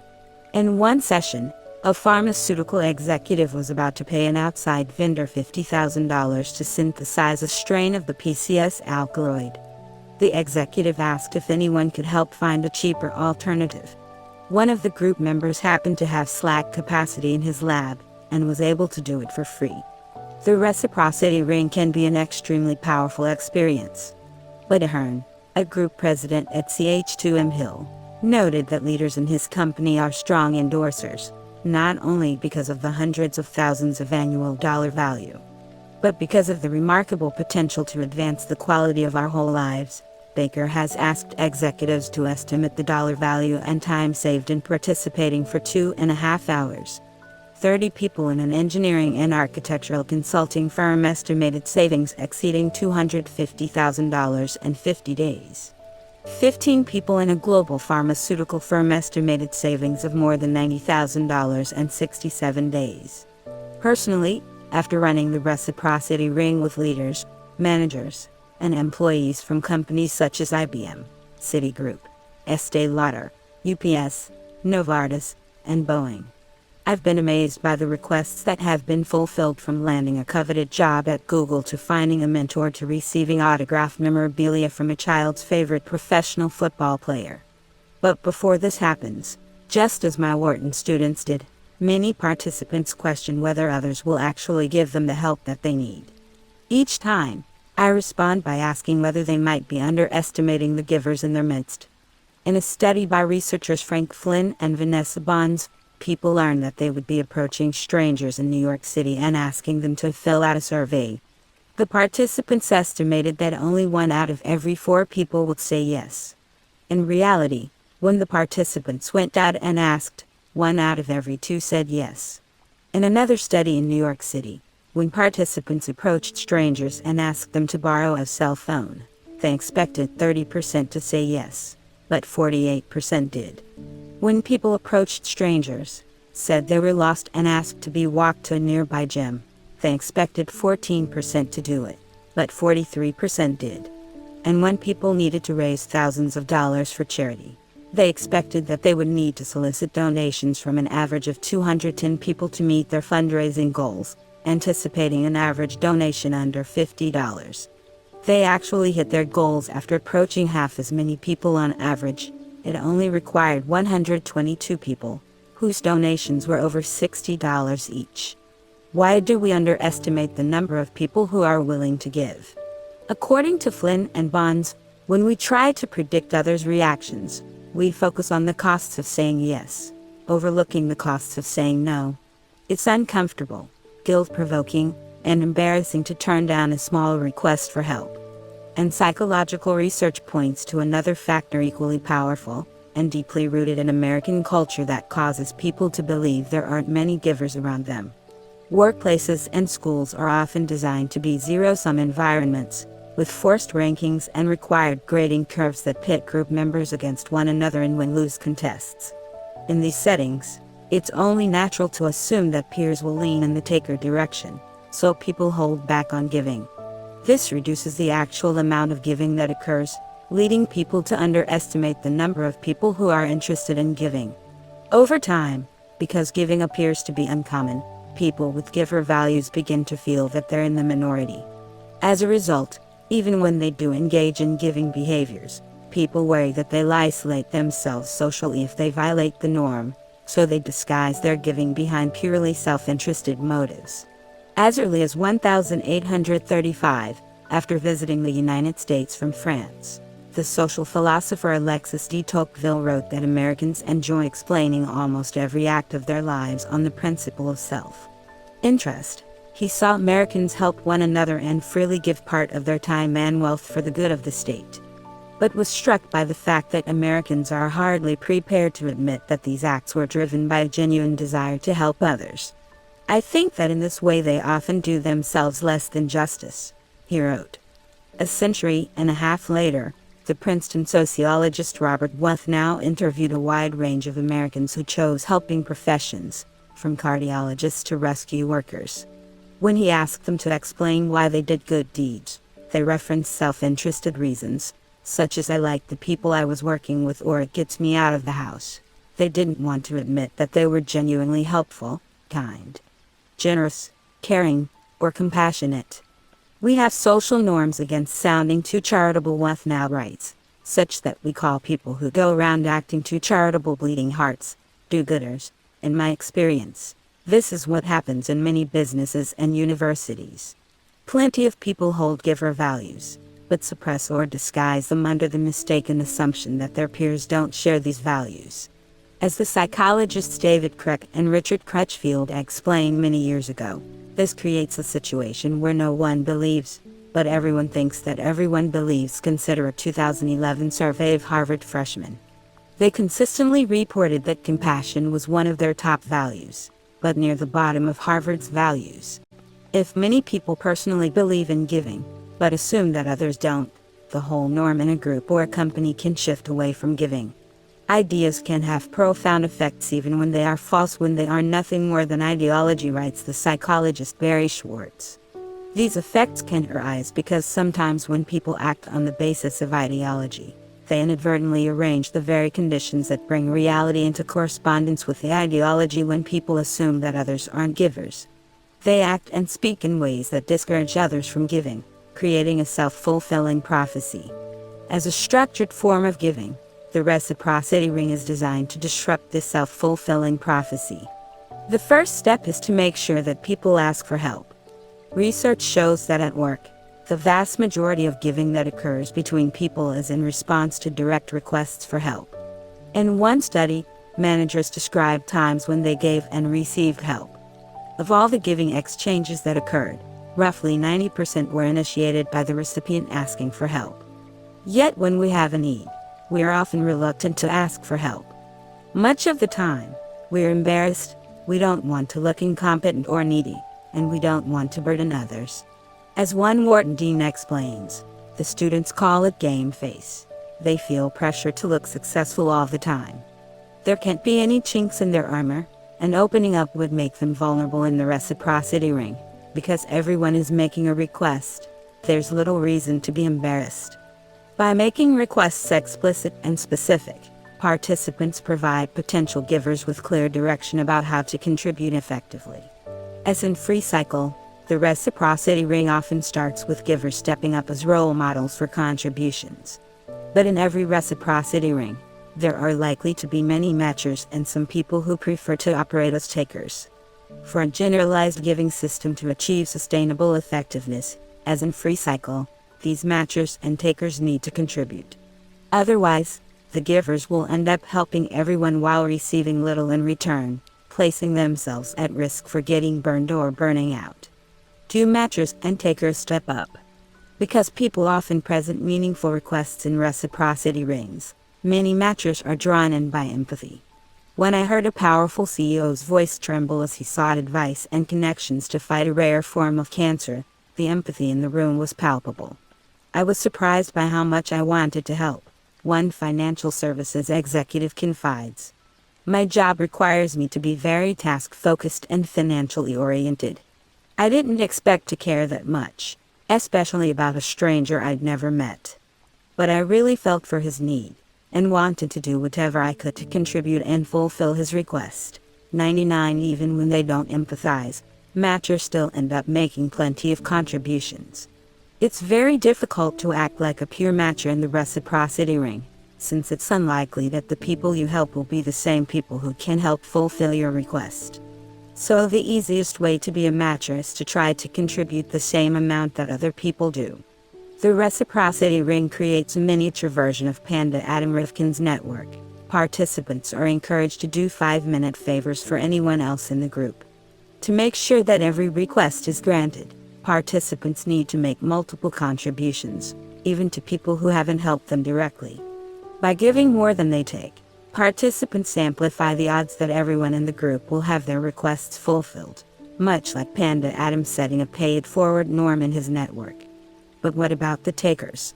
Many audiences are concerned that takers will capitalize on the opportunity to get help without contributing in return. To examine this risk, Wayne Baker and I surveyed more than 100 people about their giver and taker values.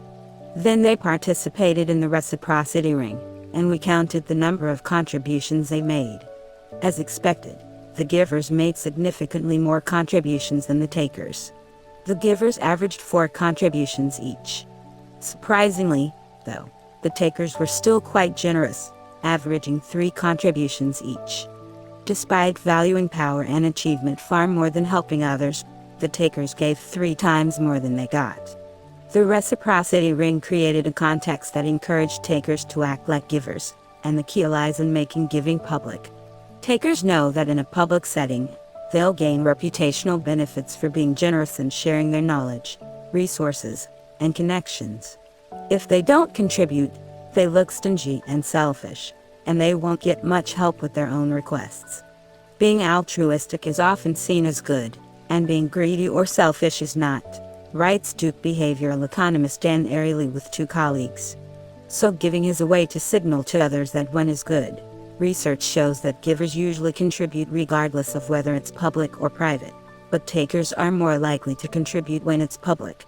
In one study, when others could see their results, takers contributed a large number of ideas during brainstorming. But when their results were hidden, takers added less value. Other studies reveal that takers go green to be seen. They prefer luxurious products over green products when their decisions are private, but shift to green products when their decisions are public, hoping to earn status for protecting the environment. I saw a similar trend among Wharton students. Each week in class, I opened the floor for a few students to present requests and invited the whole class to contribute. One November morning, 5 students made requests, and I was stunned to see a student who had described himself as a taker offer to help 4 of them. Once his reputation among his peers depended on giving, he contributed. By making contributions visible, the reciprocity ring sets up an opportunity for people of any reciprocity style to be otherish. They can do good and look good at the same time. Identity shifts and reciprocity reversals. This raises a fundamental question.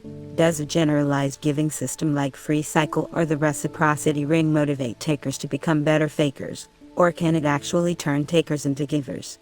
In some ways, I'd say the motives don't matter. It's the behavior itself that counts. If takers are acting in ways that benefit others, even if the motives are primarily selfish rather than selfless or otherish, they're making contributions that sustain generalized giving as a form of exchange. That said, if we ignore motives altogether, we overlook the risk that takers will decrease their giving as soon as they're out of the spotlight. In one study conducted by Chinese researchers, more than 300 bank tellers were considered for a promotion. The managers rated how frequently each bank teller had engaged in giving behaviors like helping others with heavy workloads and volunteering for tasks that weren't required as part of their jobs. Based on giving behavior, the managers promoted 70 of the bank tellers. Over the next 3 months, the managers came to regret promoting more than half of the tellers. Of the 70 tellers who were promoted, 33 were genuine givers. They sustained their giving after the promotion. The other 37 tellers declined rapidly in their giving. They were fakers. In the 3 months before the promotion, they knew they were being watched, so they went out of their way to help others. But after they got promoted, they reduced their giving by an average of 23% each. What would it take to nudge people in the giving direction? When Harvard Dean Thomas Dingman saw that Harvard students valued compassion but thought others didn't, he decided to do something about it. For the first time in the university's 4 centuries, Harvard freshmen were invited to sign a pledge to serve society. The pledge concluded, "As we begin at Harvard, we commit to upholding the values of the college and to making the entryway and yard a place where all can thrive and where the exercise of kindness holds a place on a par with intellectual attainment, believing in the power of a public commitment." Dingman decided to go one step beyond inviting students to sign the pledge. To encourage students to follow through, their signatures would be framed in the hallways of campus dorms. A storm of objections quickly emerged, most notably from Harry Lewis, a computer science professor and the former dean of Harvard College. "An appeal for kindness is entirely appropriate," Lewis responded. I agree that the exercise of personal kindness in this community is too often wanting," he wrote on his blog, "but for Harvard to invite people to pledge to kindness is unwise, and sets a terrible precedent." Is Lewis right? In a series of experiments led by NYU psychologist Peter Gawitzer, people who went public with their intentions to engage in an identity relevant behavior were significantly less likely to engage in the behavior than people who kept their intentions private. When people made their identity plans known to others, they were able to claim the identity without actually following through on the behavior. By signing the kindness pledge, Harvard students would be able to establish an image as givers without needing to act like givers. Dingman quickly dropped the idea of posting signatures publicly. But even then, evidence suggests that privately signing a kindness pledge might backfire. In one experiment, Northwestern University psychologists randomly assigned people to write about themselves using either giver terms, like caring, generous, and kind, or neutral terms like book, keys, and house. After the participants filled out another questionnaire, a researcher asked them if they wanted to donate money to a charity of their choosing. Those who wrote about themselves as givers donated an average of 2.5 times less money than those who wrote about themselves with neutral words. "I'm a giving person," they told themselves, "so I don't have to donate this time." The kindness pledge might have a similar effect on Harvard students. When they sign the pledge, they establish credentials as givers, which may grant them a psychological license to give less or take more. When we are trying to influence someone, we often adopt an approach that mirrors the Harvard pledge. We start by changing their attitudes, hoping that their behaviors are likely to march in the same direction. If we get people to sign a statement that they'll act like givers, they'll come to believe that giving is important, and then they'll give. But according to a rich body of psychological detective work, this reasoning is backward. Influence is far more powerful in the opposite direction. Change people's behaviors first, and their attitudes often follow. To turn takers into givers, it's often necessary to convince them to start giving. Over time, if the conditions are right, they'll come to see themselves as givers. This didn't happen to the bank tellers in China. Even after 3 months of helping colleagues, once they got promoted, they stopped giving. Over the past 35 years, research launched by Batson and his colleagues shows that when people give, if they can attribute it to an external reason like a promotion, they don't start to think of themselves as givers. But when people repeatedly make the personal choice to give to others, they start to internalize giving as part of their identities. For some people, this happens through an active process of cognitive dissonance. Once I've made the voluntary decision to give, I can't change the behavior. So the easiest way to stay consistent and avoid hypocrisy is to decide that I'm a giver. For other people, the internalization process is one of learning from observing their own behaviors. To paraphrase the writer E.M. Forster, "How do I know who I am until I see what I do?"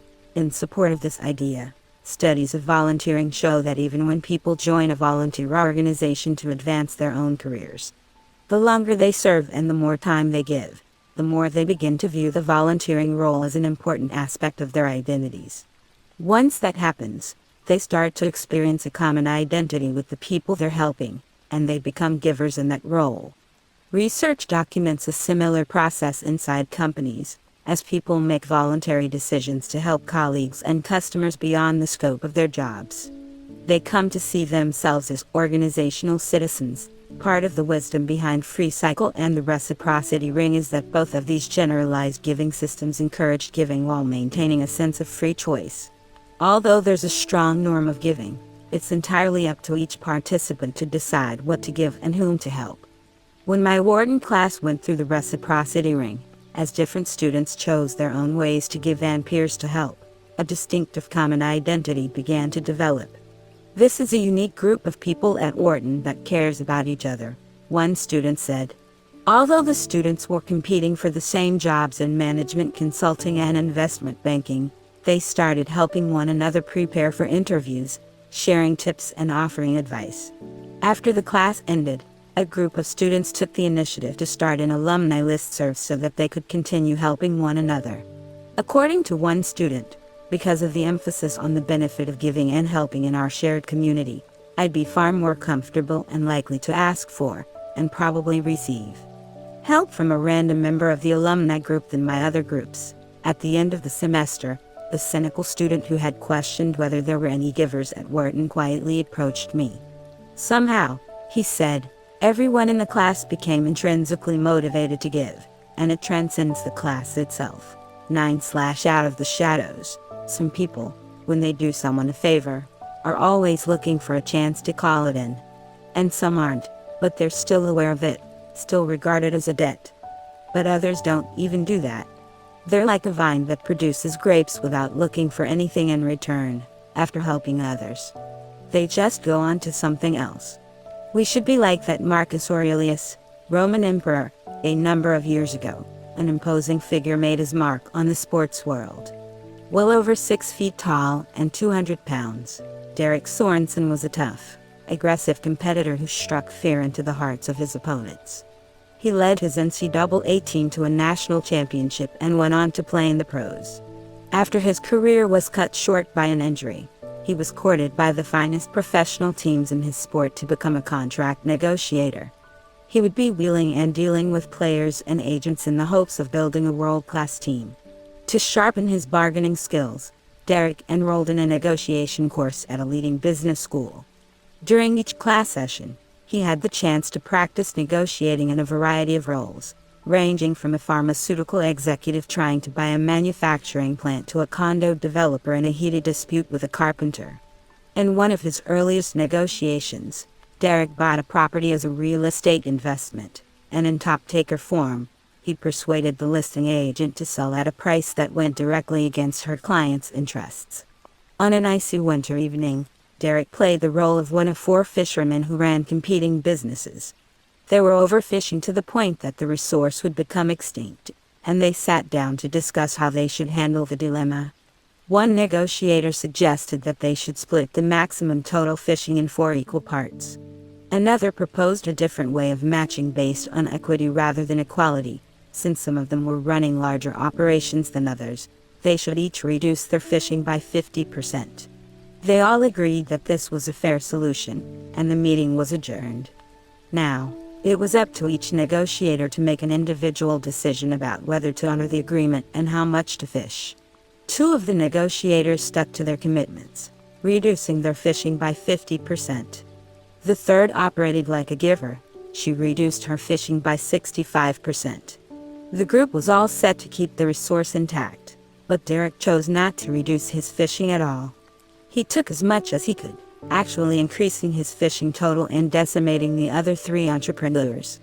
Before the group met, Derek had the lowest profits of the 4. After he took far more than his share of the harvest, his profits were 70% higher than the givers and 31% higher than those of the other 2. When confronted by his colleagues, Derek responded, "I wanted to win the negotiations and destroy my competitors." Just a few months later, Derek began a meteoric rise in his career. He was hired by a professional sports team and established a reputation as a dominant negotiator, playing a key role in assembling a team that went on to win a world championship. Derek was promoted in an unusually short period of time and recognized as one of the 100 most powerful people in his sport while still in his 30s. When Derek first started working for his team as a professional negotiator, his job was to manage the budget, identify top prospects, and negotiate contracts with agents to sign new players and keep existing players. Since resources were tight, bargaining like a taker would work to his advantage. Derek began to search for underrated talent, and stumbled upon a gem of a player in the minor leagues. He sat down with the player's agent to negotiate a contract. True to form, Derek made a lowball offer. The agent was frustrated. Several comparable players were earning higher salaries. The agent accused Derek of pushing him around and demanded more money, but Derek ignored the demands and didn't budge. Eventually, the agent gave in and agreed to Derek's terms. It was a win for Derek, saving his team thousands of dollars. But when Derek went home that night, he had an uneasy feeling. I could just feel through the conversation that he was pretty upset. He brought up a couple points on comparable players, and in the heat of things, I probably wasn't listening too much. He was going away with a bad taste in his mouth. Derek decided he didn't want to end the exchange with the agent on a sour note. So he tore up the contract and met the agent's original request, giving him thousands of extra dollars for the player. Was this a wise decision? Derek was costing his team money, and potentially creating a precedent for doing so in other negotiations. Besides, the deal was settled. The agent had agreed to the lowball offer and Derek had achieved his goal. Going back on it hardly seemed like a smart move. Actually, it was much smarter than it first appeared. When Vanderbilt researchers Bruce Berry and Ray Friedman studied negotiations, they had a hunch that sharper negotiators would get better results, as they could gather and analyze more information, keep track of multiple issues, and generate hidden solutions. In one study, Berry and Friedman obtained data on the intelligence of nearly 100 MBA students. They measured intelligence using each student's score on the GMAT, a rigorous test that is widely used in business school admissions to measure quantitative, verbal, and analytical abilities.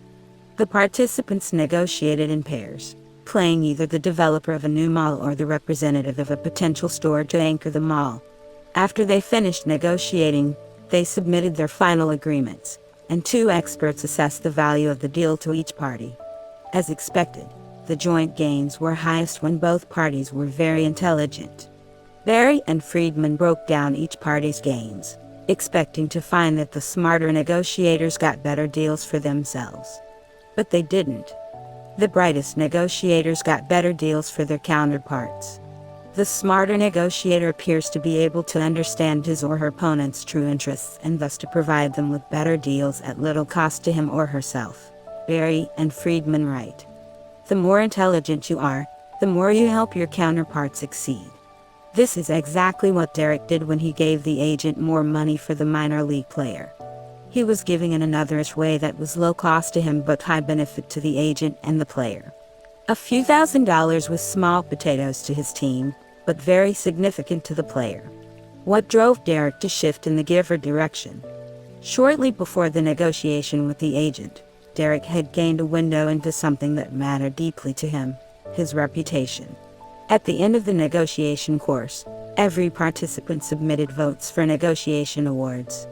Derek received 0 votes for most cooperative, 0 for most creative, and 0 for most ethical. In fact, there was only one award for which he received any votes. For this particular award, Derek received the vast majority of the votes.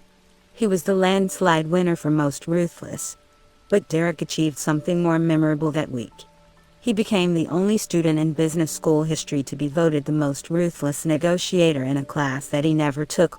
At the same time that he was enrolled in his course, another negotiation class was underway. None of these students in the other class ever sat across the bargaining table from Derek. Some of them had never met him. Yet his reputation spread so quickly that they voted for him as most ruthless anyway. Derek was negotiating the way any reasonable person would in a taker's world. As a professional athlete, he had learned that if he didn't claim as much value as possible, he was at risk for becoming a doormat. It was the team against the player. The team was always trying to take money out of my pocket, so I viewed a negotiation to be a combative process, which produced a winner and a loser, Derek says. I had to try to take more and more. After being anointed the most ruthless negotiator by his peers and a group of strangers, Derek began to reflect on his reciprocity style at the bargaining table. While I gained a short-term benefit by taking, in the long run I paid. My relationship with a colleague was ruined, and it caused the demise of my reputation, he said. In the negotiation with the agent, when he ripped up the contract and gave the agent more money, it built goodwill. The agent was extremely appreciative, Derek reflects. When the player came up for free agency, the agent gave me a call. Looking back on it now, I'm really glad I did it. It's definitely improved our relationship and helped out our organization. Maybe most ruthless is maturing actually. I believe maturing is the wrong way to describe Derek's transformation.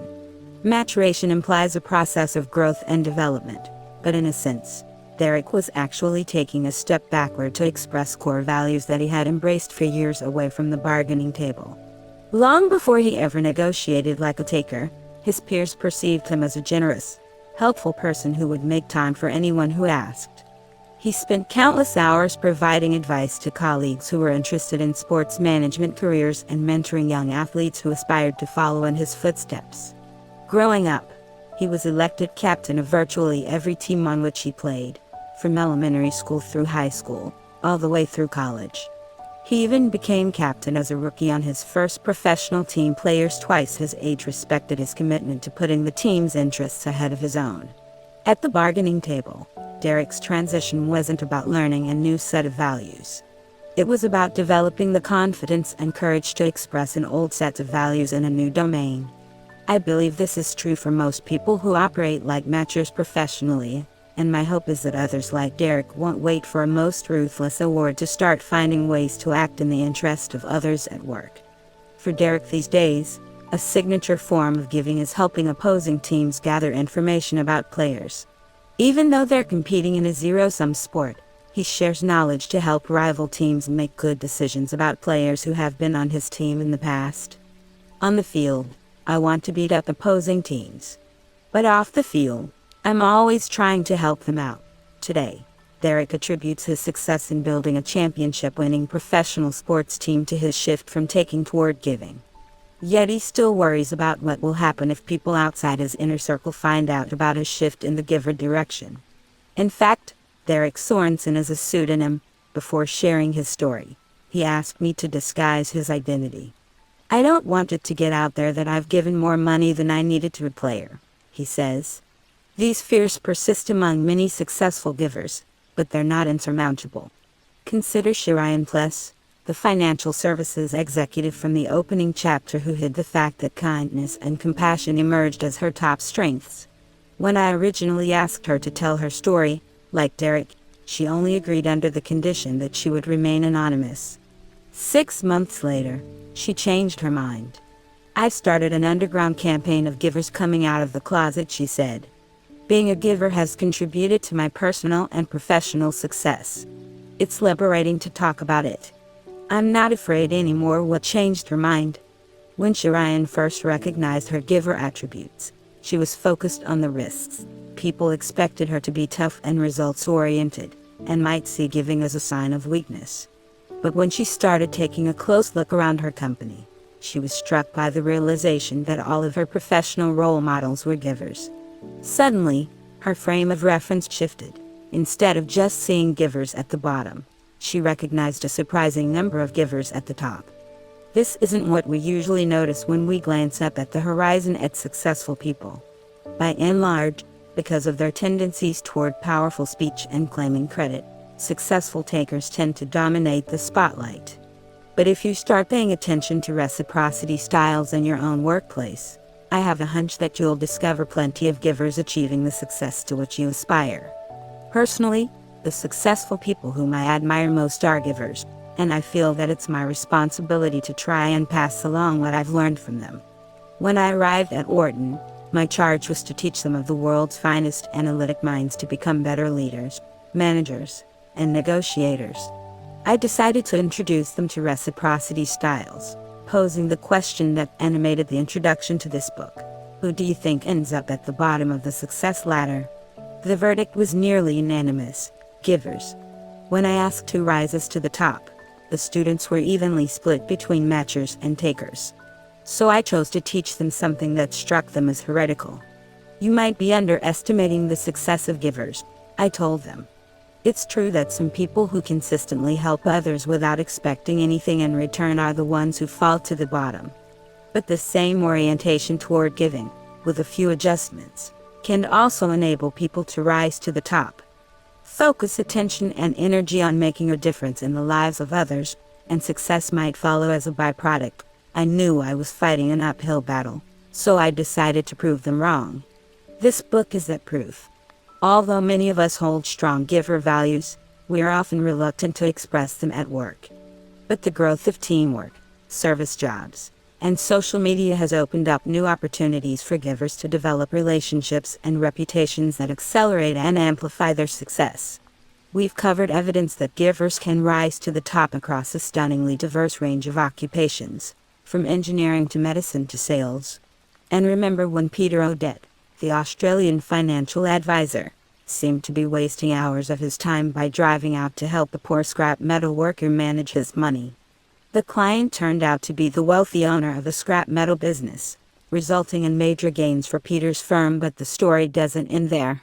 Peter learned that the scrap metal owner was too busy running the business to take a vacation, and he wanted to help. A few months later, another client expressed that she wasn't happy in her job as a manager at an auto body shop. Peter recommended her to the scrap metal owner, who had a need for her skills, and it turned out that she lived 5 minutes away from the scrap metal yard. She started work 3 weeks later, and the client took his wife on their first vacation in years. Both of these clients are happy and grateful that I think about their whole lives, not just their investments, Peter says. The more I help out, the more successful I become. But I measure success in what it has done for the people around me. That is the real accolade in the mind of a giver. The definition of success itself takes on a distinctive meaning. Whereas takers view success as attaining results that are superior to others, and matchers see success in terms of balancing individual accomplishments with fairness to others, givers are inclined to follow Peter's lead, characterizing success as individual achievements that have a positive impact on others.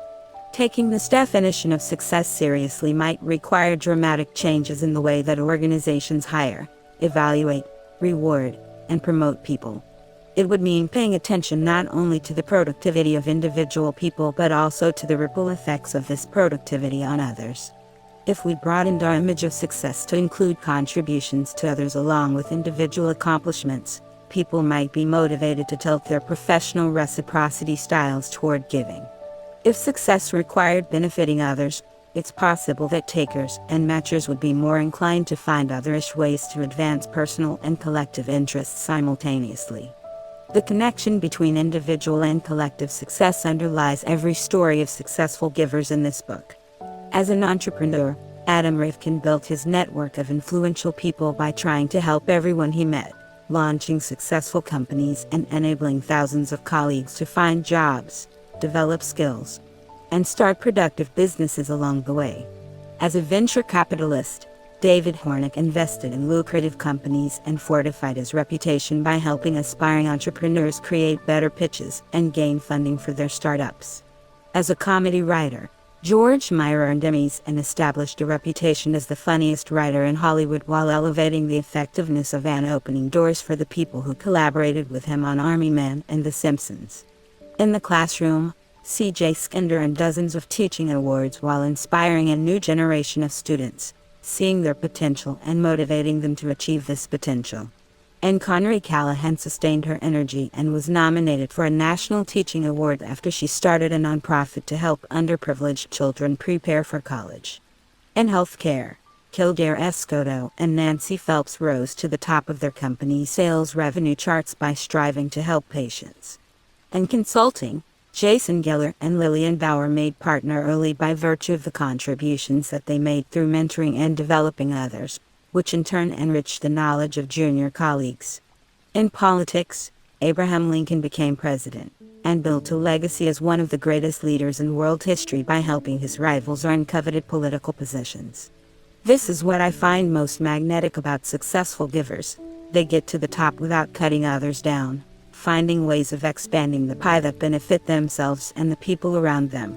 Whereas success is zero-sum in a group of takers, in groups of givers, it may be true that the whole is greater than the sum of the parts.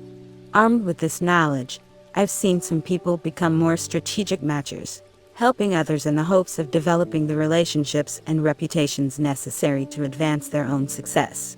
Can people succeed through instrumental giving, where the primary intent is getting? At the beginning of the book, I suggested that in the long term, the answer might be no.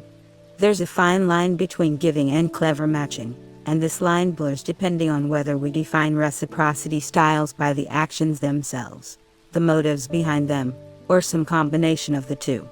It's a deep philosophical question, and it's easy to identify with a range of views on how strategic matchers should be evaluated.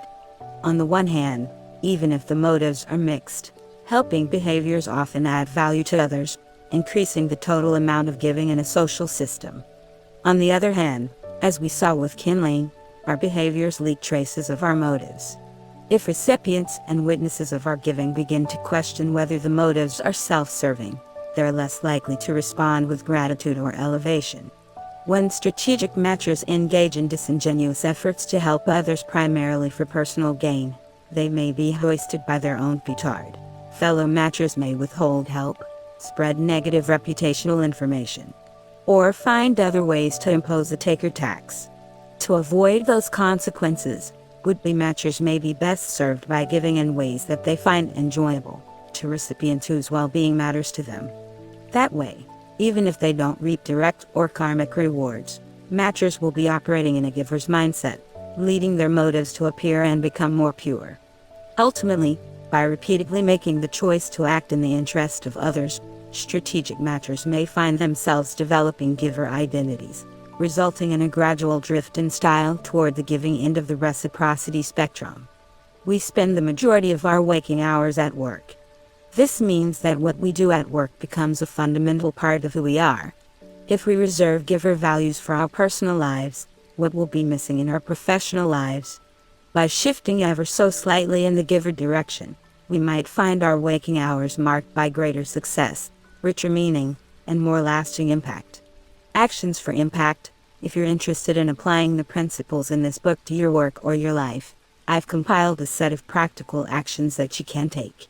Many of these actions are based on the strategies and habits of successful givers, and in each case, I've provided resources and tools for evaluating, organizing, or expanding giving. Some of the steps focus on incorporating more giving into your daily behaviors. Others emphasize ways that you can fine-tune your giving, locate fellow givers, or engage others in giving. 1. Test your giver quotient.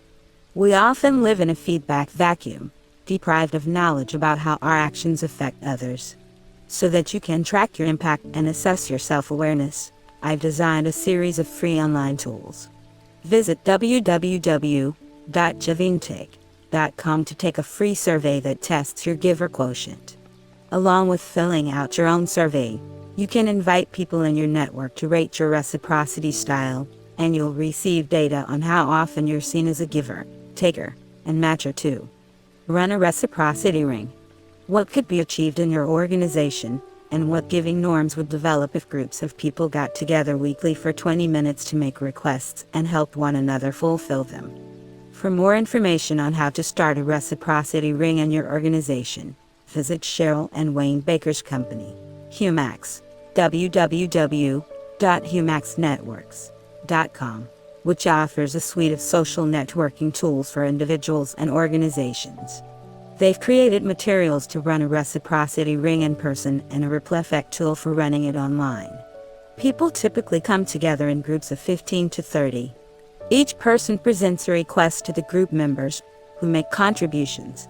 They use their knowledge, resources, and connections to help fulfill the request.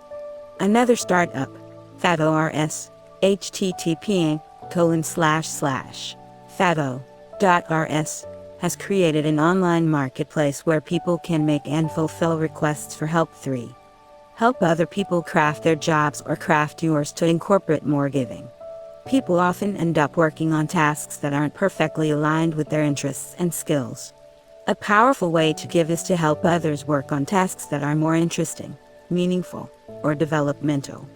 In 2011, a vice president named Jay at a large multinational retailer sent emails to each of his employees announcing a top-secret mission, with details to be shared on a need-to-know basis in one-on-one meetings. When employees arrived individually for the meetings, Jay unveiled the confidential project. He asked them what they would enjoy doing that might also be of interest to other people. He inquired about their hobbies and personal interests, and what they would love to spend more time doing at the company. He then sent them out into the company to pursue their mission with 3 rules. It has to: 1. Appeal to at least one other person, 2. Be low or no cost, and 3. Be initiated by you. Throughout the year, Jay checked in to see how the secret missions were going. About 2/3 of his employees had made some effort toward making their visions a reality, and roughly half of those employees succeeded in launching them.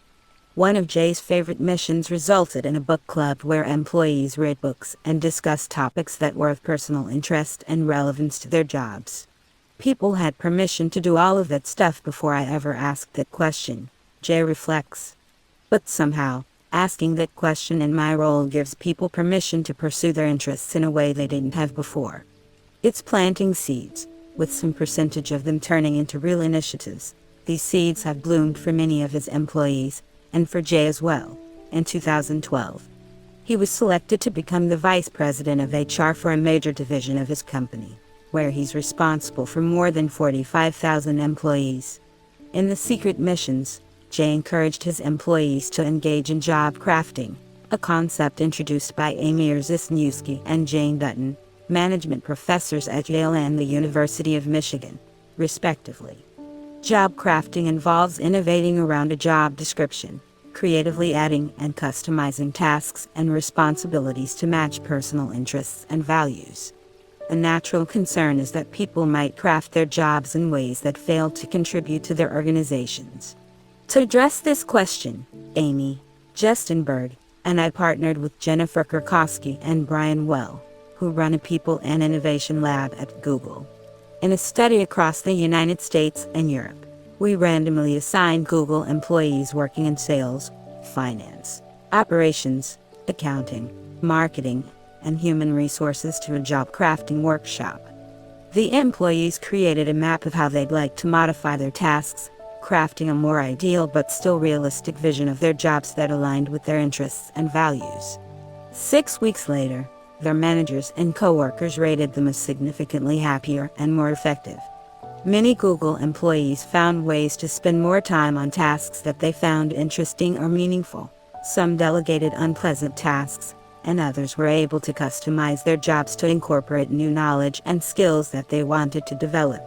All told, Google employees found their work more enjoyable and were motivated to perform better, and in some cases, these gains lasted for 6 months. Job crafting worked across reciprocity styles. Givers, takers, and matchers all became more effective. The givers saw job crafting as an opportunity to expand their impact, so they generated ways to add more value to other people and the company, such as mentoring junior colleagues, creating better products for clients, and improving training for new hires. The matchers were grateful for the opportunity to pursue more meaningful and interesting work, and reciprocated by working harder. Even the takers recognized that to advance their own careers, they needed to craft their jobs in ways that would benefit the company as well as themselves. To help people craft their jobs, Justin, Amy, and Jane have developed a tool called the Job Crafting Exercise. It's what we use to conduct the Google workshops, and it involves creating a before sketch of how you currently allocate your time and energy, and then developing a visual after diagram of how you'd like to modify your job. The booklets can be ordered online, www.jobcrafting.org, and completed in teams or individually to help friends and colleagues make meaningful modifications to their jobs. Start a love machine. In many organizations, givers go unrecognized. To combat this problem, organizations are introducing peer recognition programs to reward people for giving in ways that leaders and managers rarely see.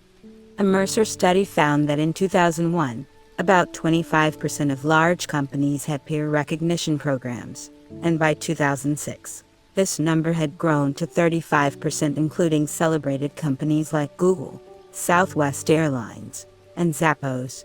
A fascinating approach called the Love Machine was developed at Linden Lab, the company behind the virtual world Second Life. In a high-technology company, many employees aim to protect their time for themselves and guard information closely, instead of sharing their time and knowledge with colleagues. The Love Machine was designed to overcome this tendency by enabling employees to send a love message when they appreciated help from a colleague. The love messages were visible to others, rewarding and recognizing giving by linking it to status and reputations. One insider viewed it as a way to get tech geeks to compete to see who could be the most helpful. Love helped to boost awareness of people who did tasks that were sometimes overlooked. Our support staff, for instance, often received the most love, says Chris Colosi, a former Linden manager. Once you introduce a certain percentage of takers into your system, you need to think about what effect an incentive will have. But I enjoyed the idea of love for tasks that were outside of someone's job description or requirements. To try out the love machine in your organization, look up a new electronic tool called Send Love. It's available from Love Machine, www.loveimagining.com, a new startup that asks you to start by choosing a recognition period. Team members can send each other short messages recognizing giving, and the messages are all publicly visible. 5. Embrace the 5-minute favor. If you visit a 106 Miles meetup, www.meetup.com/106miles, you might see Panda Adam Rifkin in top form. He's a master of the 5-minute favor, and you can follow Panda's lead by asking people what they need and looking for ways to help at a minimal personal cost. Rifkin's 2 favorite offers are to give honest feedback and make an introduction. For example, here's a simple exercise to get started as a connector. Start by going through your Rolodex, LinkedIn, or Facebook network. Identify pairs of people who share an uncommon commonality. Then, pick one pair a week and introduce them by email. Rifkin also recommends reconnecting with dormant ties, not to get something, but to give. Once a month, reach out to one person with whom you haven't spoken in years. Find out what they're working on and ask if there are ways that you can be helpful. On a related note, you can learn more about David Hornick's approach to giving by visiting VentureBlog, www.ventureblog.com/6. Practice powerless communication, but become an advocate. Developing greater comfort and skill with powerless communication requires a change in habits from talking to listening, self-promoting to advice-seeking, and advocating to inquiring. Jim Quigley, the senior partner at Deloitte who previously served as CEO, decided to work on his powerless communication. He set a goal in meetings to talk no more than 20% of the time. One of my objectives is listening. Many times, you can have bigger impact if you know what to ask, rather than knowing what to say. I don't learn anything when I'm speaking. I learn a lot when I'm listening, Quigley told me. As he shifted from answers toward questions, Quigley found himself gaining a deeper understanding of other people's needs. It doesn't come naturally to everyone, but it's a habit, and you can form that habit. For more on the power of powerless communication, visit the blogs by Susan Cain, www.thepowerofintroverts.com, and Jennifer Conweiler, www.theintrovertedletterblog.com. At the same time, it's important to make sure that powerless communication doesn't come at the expense of assertiveness when advocating for others' interests and our own. Get Raised is a free resource that offers advice on negotiating salary increases. According to co-founder Matt Waller, the average pay increase is $6,726, provided that you're underpaid. About half of male users succeed in getting a raise compared with 3/4 of female users. https://getraised.com. 7. Join a community of givers. To find other givers, join a free cycle community to give away goods and see what other people need.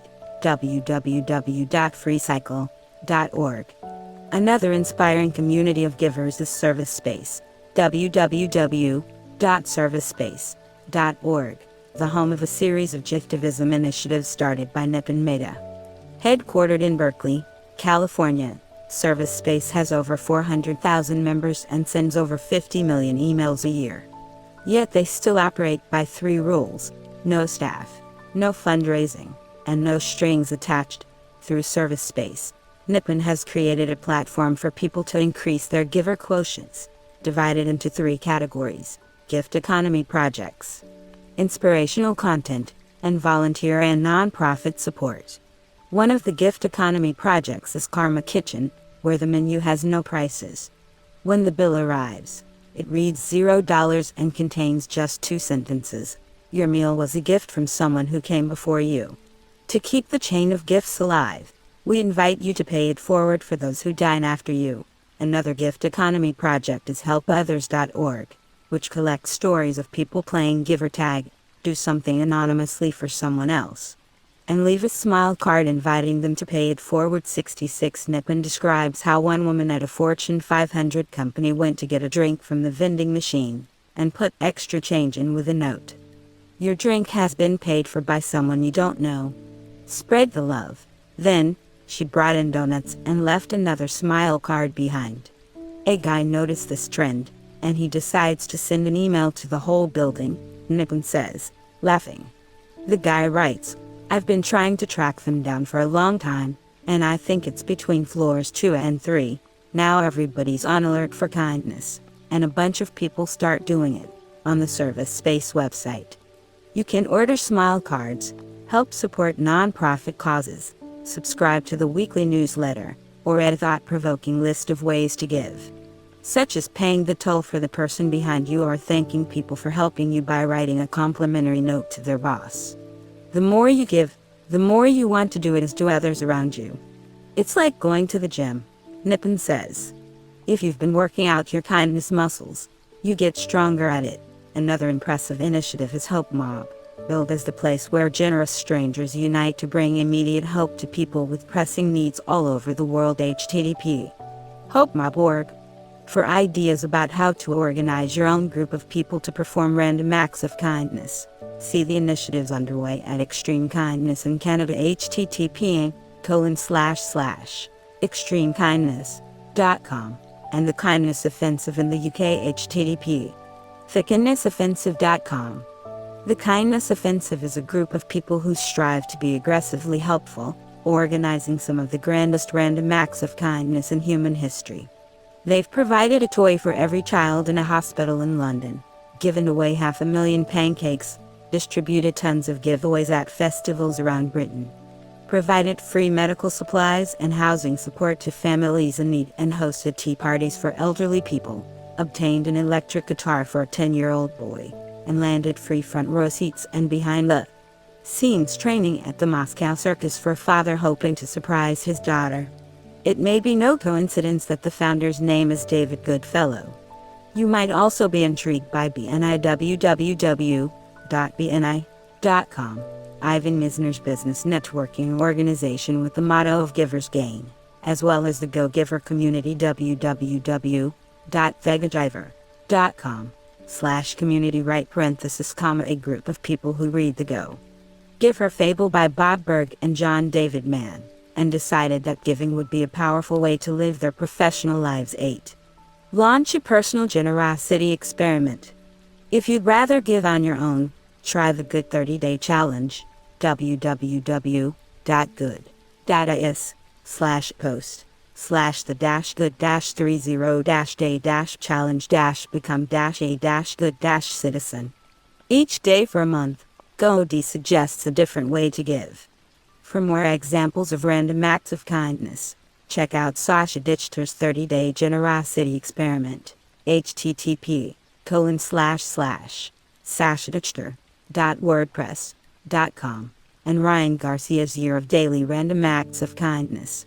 www.366randomacts.org. Dichter, the Chief Innovation Officer at the Acumen Fund, embarked on a month-long generosity experiment in which he said yes to every request for help that he received. Garcia, a sales executive at ZocDoc, is performing one random act of kindness every day for an entire year and keeping a blog about his experience, from stepping up as a mentor to thanking a customer service representative. As we saw in Chapter 6, this generosity experiment is likely to be most psychologically rewarding if you spend somewhere between 2 and 11 hours a week on it, and if you distribute it into larger chunks, multiple acts once a week, instead of one act every day. 9. Help fund a project. Many people are seeking financial support for their projects. On Kickstarter, www.kickstarter.com, known as the world's largest funding platform for creative projects, you can find people looking for help in designing and launching movies, books, video games, music, plays, paintings, and other products and services. On Kiwi, www.kiwi.org, You can identify opportunities to make microloans of $25 or more to entrepreneurs in the developing world. Both sites give you the chance to see and follow the progress of the people you helped in. Seek help more often. If you want other people to be givers, one of the easiest steps is to ask. When you ask for help, you're not always imposing a burden. Some people are givers, and by asking for help, you're creating an opportunity for them to express their values and feel valued. By asking for a 5-minute favor, you impose a relatively small burden, and if you ask a matcher, you can count on having an opportunity to reciprocate. Wayne and Cheryl Baker note that people can start the spark of reciprocity by making requests as well as helping others. Help generously and without thought of return, but also ask often for what you need.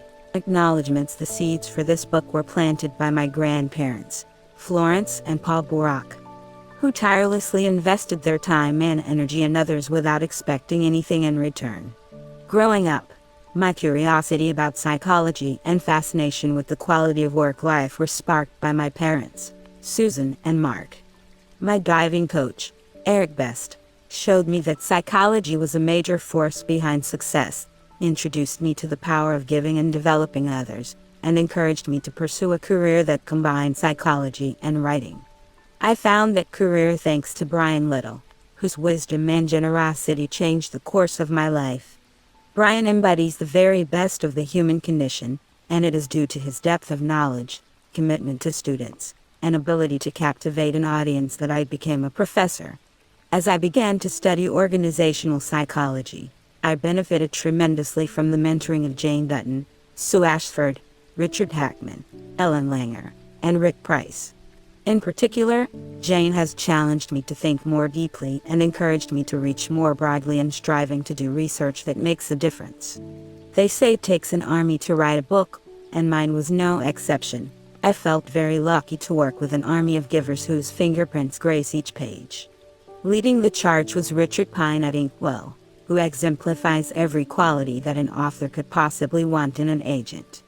Richard has a true gift for seeing the potential in ideas and people, and is uniquely skilled and passionate in connecting them in powerful ways that use the written word to make the world a better place. From helping me find my voice in writing for a popular audience and championing the topic, to offering keen insights about the substance and identifying successful givers in our midst, Richard has had an indelible impact on this book and my life. The other major creative force behind this book was editor extraordinaire Kevin Doughton. Among his many contributions, it is noteworthy that it was Kevin who put George Meyer on my radar and recognized that a unique feature of giver success lies in lifting others up. Kevin knows from personal experience, as this is the influence of his success on his authors. His perceptive, comprehensive feedback sharpened the structure, strengthened the arguments, and enriched the stories and studies and motivated me to rewrite 3 chapters from scratch. Along with shaping every sentence in the book, Kevin's guidance has fundamentally altered the way that I approach writing more generally. At Viking, Rick Cott has gone far above and beyond the call of duty in offering his ingenuity, discerning eye, social capital, and stewardship. I feel fortunate to benefit from his support and the editorial, publicity, and marketing contributions of Catherine Boyd, Nick Bromley, Peter Chatsky, Risa Chubinsky, Carolyn Colburn, Winnie DeMoya, Andrew Duncan, Claire Ferraro, Alexis Hurley, Whitney Peeling, Lindsay Prevet, Brittany Ross, Jeff Shell, Nancy Shepard, Michael Sigel, Dennis Swain, and Jeanette Williams, and the givers at Napa Group, LLC, when I first contemplated the possibility of writing this book. Many colleagues provided sage advice. I am especially grateful to Jennifer Aker, Teresa Amabile, Dan Ariely, Susan Kane, Noah Goldstein, Barry Schwartz, Marty Seligman, Richard Schell, Bob Sutton, and Dan Pink, who not only shared invaluable insights, but also came up with the title. The idea for the book itself was inspired by a discussion with Jeff Zaslow and brought to life through dialogue with Justin Berg, whose vision and expertise immensely improved the form and function. For discerning feedback on drafts, I thank Andy Bernstein, Ann Dang, Catherine Dean, Gabe Farkas, Alex Fishman, Alyssa Jelkopf, Kelsey Hilbrick, Katie Emilska, Monsi Jane, Valentino Kim, Phil Levine, Patrice Lynn, Nicola Buglio, Michelle Liu, Sarah Lukian, Lindsay Miller, Starry Ping, Andrew Roberts, Danielle Rode, Sirachi Srikanth, Joe Tennant, Ryan Villanueva, Guy Viner, Becky Wald, Teresa Wong, Catherine Wei, and Tommy Yin.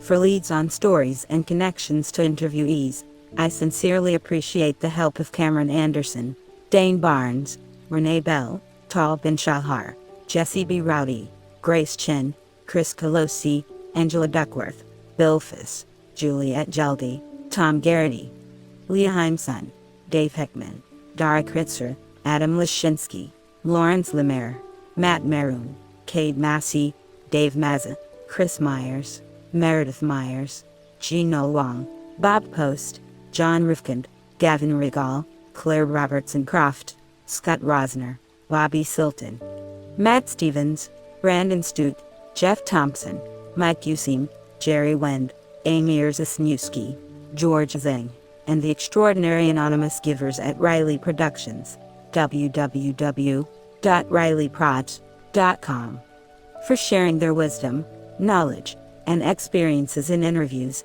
along with the people quoted in the book. I thank Antoine Andrews, Peter Avis, Bernie Banks, Colleen Barrett, Margot Bergen, Bob Brooks, Rano Burkhanova, Jim Canales, Virginia Canino, Bob Capers, Brian Chu, Bob Coughlin, Matt Conti, Mario DiTrapani, Atul Dubey, Nicole Dupre, Mark Elliott, Scylla Elworthy, Mark Fallon, Mike Feinberg, Christy Flanagan, Mike Fossasika, Anna Gauthier, Jeremy Gillia, Kathy Gubinich, Michelle Giles McDonough, Kristen Holden, B. Cowell, Tom Geary, Diane and Paul Jones, Rick Jones, Melanie Katzman, Colin Kelton, Richard Black, Larry Lavery, Eric Lipton, Teresa Loth, Nick Lump, Dan Leone, Sergio Magistri, Susan Matthews, Tim McConnell, David McMillan, Debbie McWhinney, Rick Miller, Roy Neff, Randy Nielsen, Scott O'Neill, Jenna Osborne, Charles Pensig, Bob Post, Larry Powell, Kate Richu, Manfred Reach, John Rifkind, Larry Roberts, Claire Sanderson, Rebecca Schroeder, Bill Sherman, Scott Sherman, John Simon, Ron Skatarksat, Marriage and Spillabine, David Stewart, Craig Stock, Suzanne Setter, Pat Sweeney, Vivek Tiwari, Vicky Tolliver, Ashley Valentine, Tony Wells, Matthew Wilkins, Yaira Yoram, Jochen Seitz, and Fatima Zorzado. Rachel Carpenter and Erica Connolly provided a wealth of innovative ideas for spreading the word about this book, and organized a productive ideation session in which Alison Bloom Feschbach, Zoe Epstein, Sean Griffin, Adria Ho, Catherine Hallow, Ian Martinez, Scott McNulty, Annie Meyer, and Becky Wald were kind enough to participate and contribute. For spending a week keeping Giver journals, I appreciate the help of Josh Berman, Charles Birnbaum, Adam Campaign, Keenan Catoni, Ben Francois, Jean Lee, Josh Lippman, Charlie Mercer, Phil Neff, Mary Pettit, Matt Polson, Kylie Robbins, Chris Sargent, Kara Shemi, Charlene Sue, and Nina Varghese. Many other friends, colleagues, students, and family members helped to brainstorm about the framing and content of the book, including Sam Abzug, David Adelman, Bob Adler, Sebastian Aguilar, Tanner Almond, Michael Altoff, Dan Baker, Rangel Barbosa, Dominique Basile, Deepa Bhatt, Bill Burroff, Andrew Brodsky, Anita Budini, Louis Chung, Konstantinos Cowdy Ferris, Cody Dashulert, Catherine Dekas, Alex Edmonds, Mehdi El Hajai, Mark Elliott, Gerard Engelberg, Daphne Elan, Jackie Fleischman, Michelle Gaster, Christina Jeliadin, Gihern Geiserman, Ross Glasser, Matt Gorsi, Brett Lavery Grigorka, Dan Gruber, Sheena Hakeem, Howard Heavner, Greg Hennessy, Dave Hoffman, Victoria Holekamp, Rick Horgan, John Shue, David Jaffe, Amanda Jefferson, Nachemai Kadradin, Melissa Kamen, Jonathan Carmel, Iliki, Jeff Kiderman, Anu Kohli, Ben Krutsina, Amin Lakhani, Chester Lee, Amanda Lee Baratore, Nicole Lim, Lindsay Matthews Padrino, Amy Matsuno, Lauren Miller, Zach Miller, Josephine Moduloff, Lauren Maloney Ignatius, David Moltz, Brian Nemiroff, Celestine, Dana Pedisano, Matt Polson, Georges Podchorowski, Derek Preston, Vyas Ramanan, David Ryder, David Roberts, Jeremy Rosner, Juan Pablo Saldariga, Francis Chindel, Christine Schmidt, Margot Lishmorak, Ari Schwader, Kurt Smith, Scott Son and Sheen, Mike Tay Ermina, Palmer Trulson, Jonathan Tegman, Eric Tella, Mike Van Pelt, Jamie Wallace, Michael Wolf, Ronnie Yadav, Lauren Yaff, Andrew Yakind, and Ashley Yuki. For their encouragement over the years, I thank Tracy, Flory, my grandparents Marion and Jay Grant, my in-laws, Adrian and Neil Sweet, and the Impact Lab. Most of all, I could not have written this book without the support of my wife, Allison. She has devoted countless hours to brainstorming, reading, discussing, and searching, and words cannot describe how much her love means to me. Every time I sat down to write, I drew on the example she sets. When it comes to giving in the family domain, she is the ultimate role model. Our daughters, Joanna and Elena, are the greatest sources of joy and meaning in my life.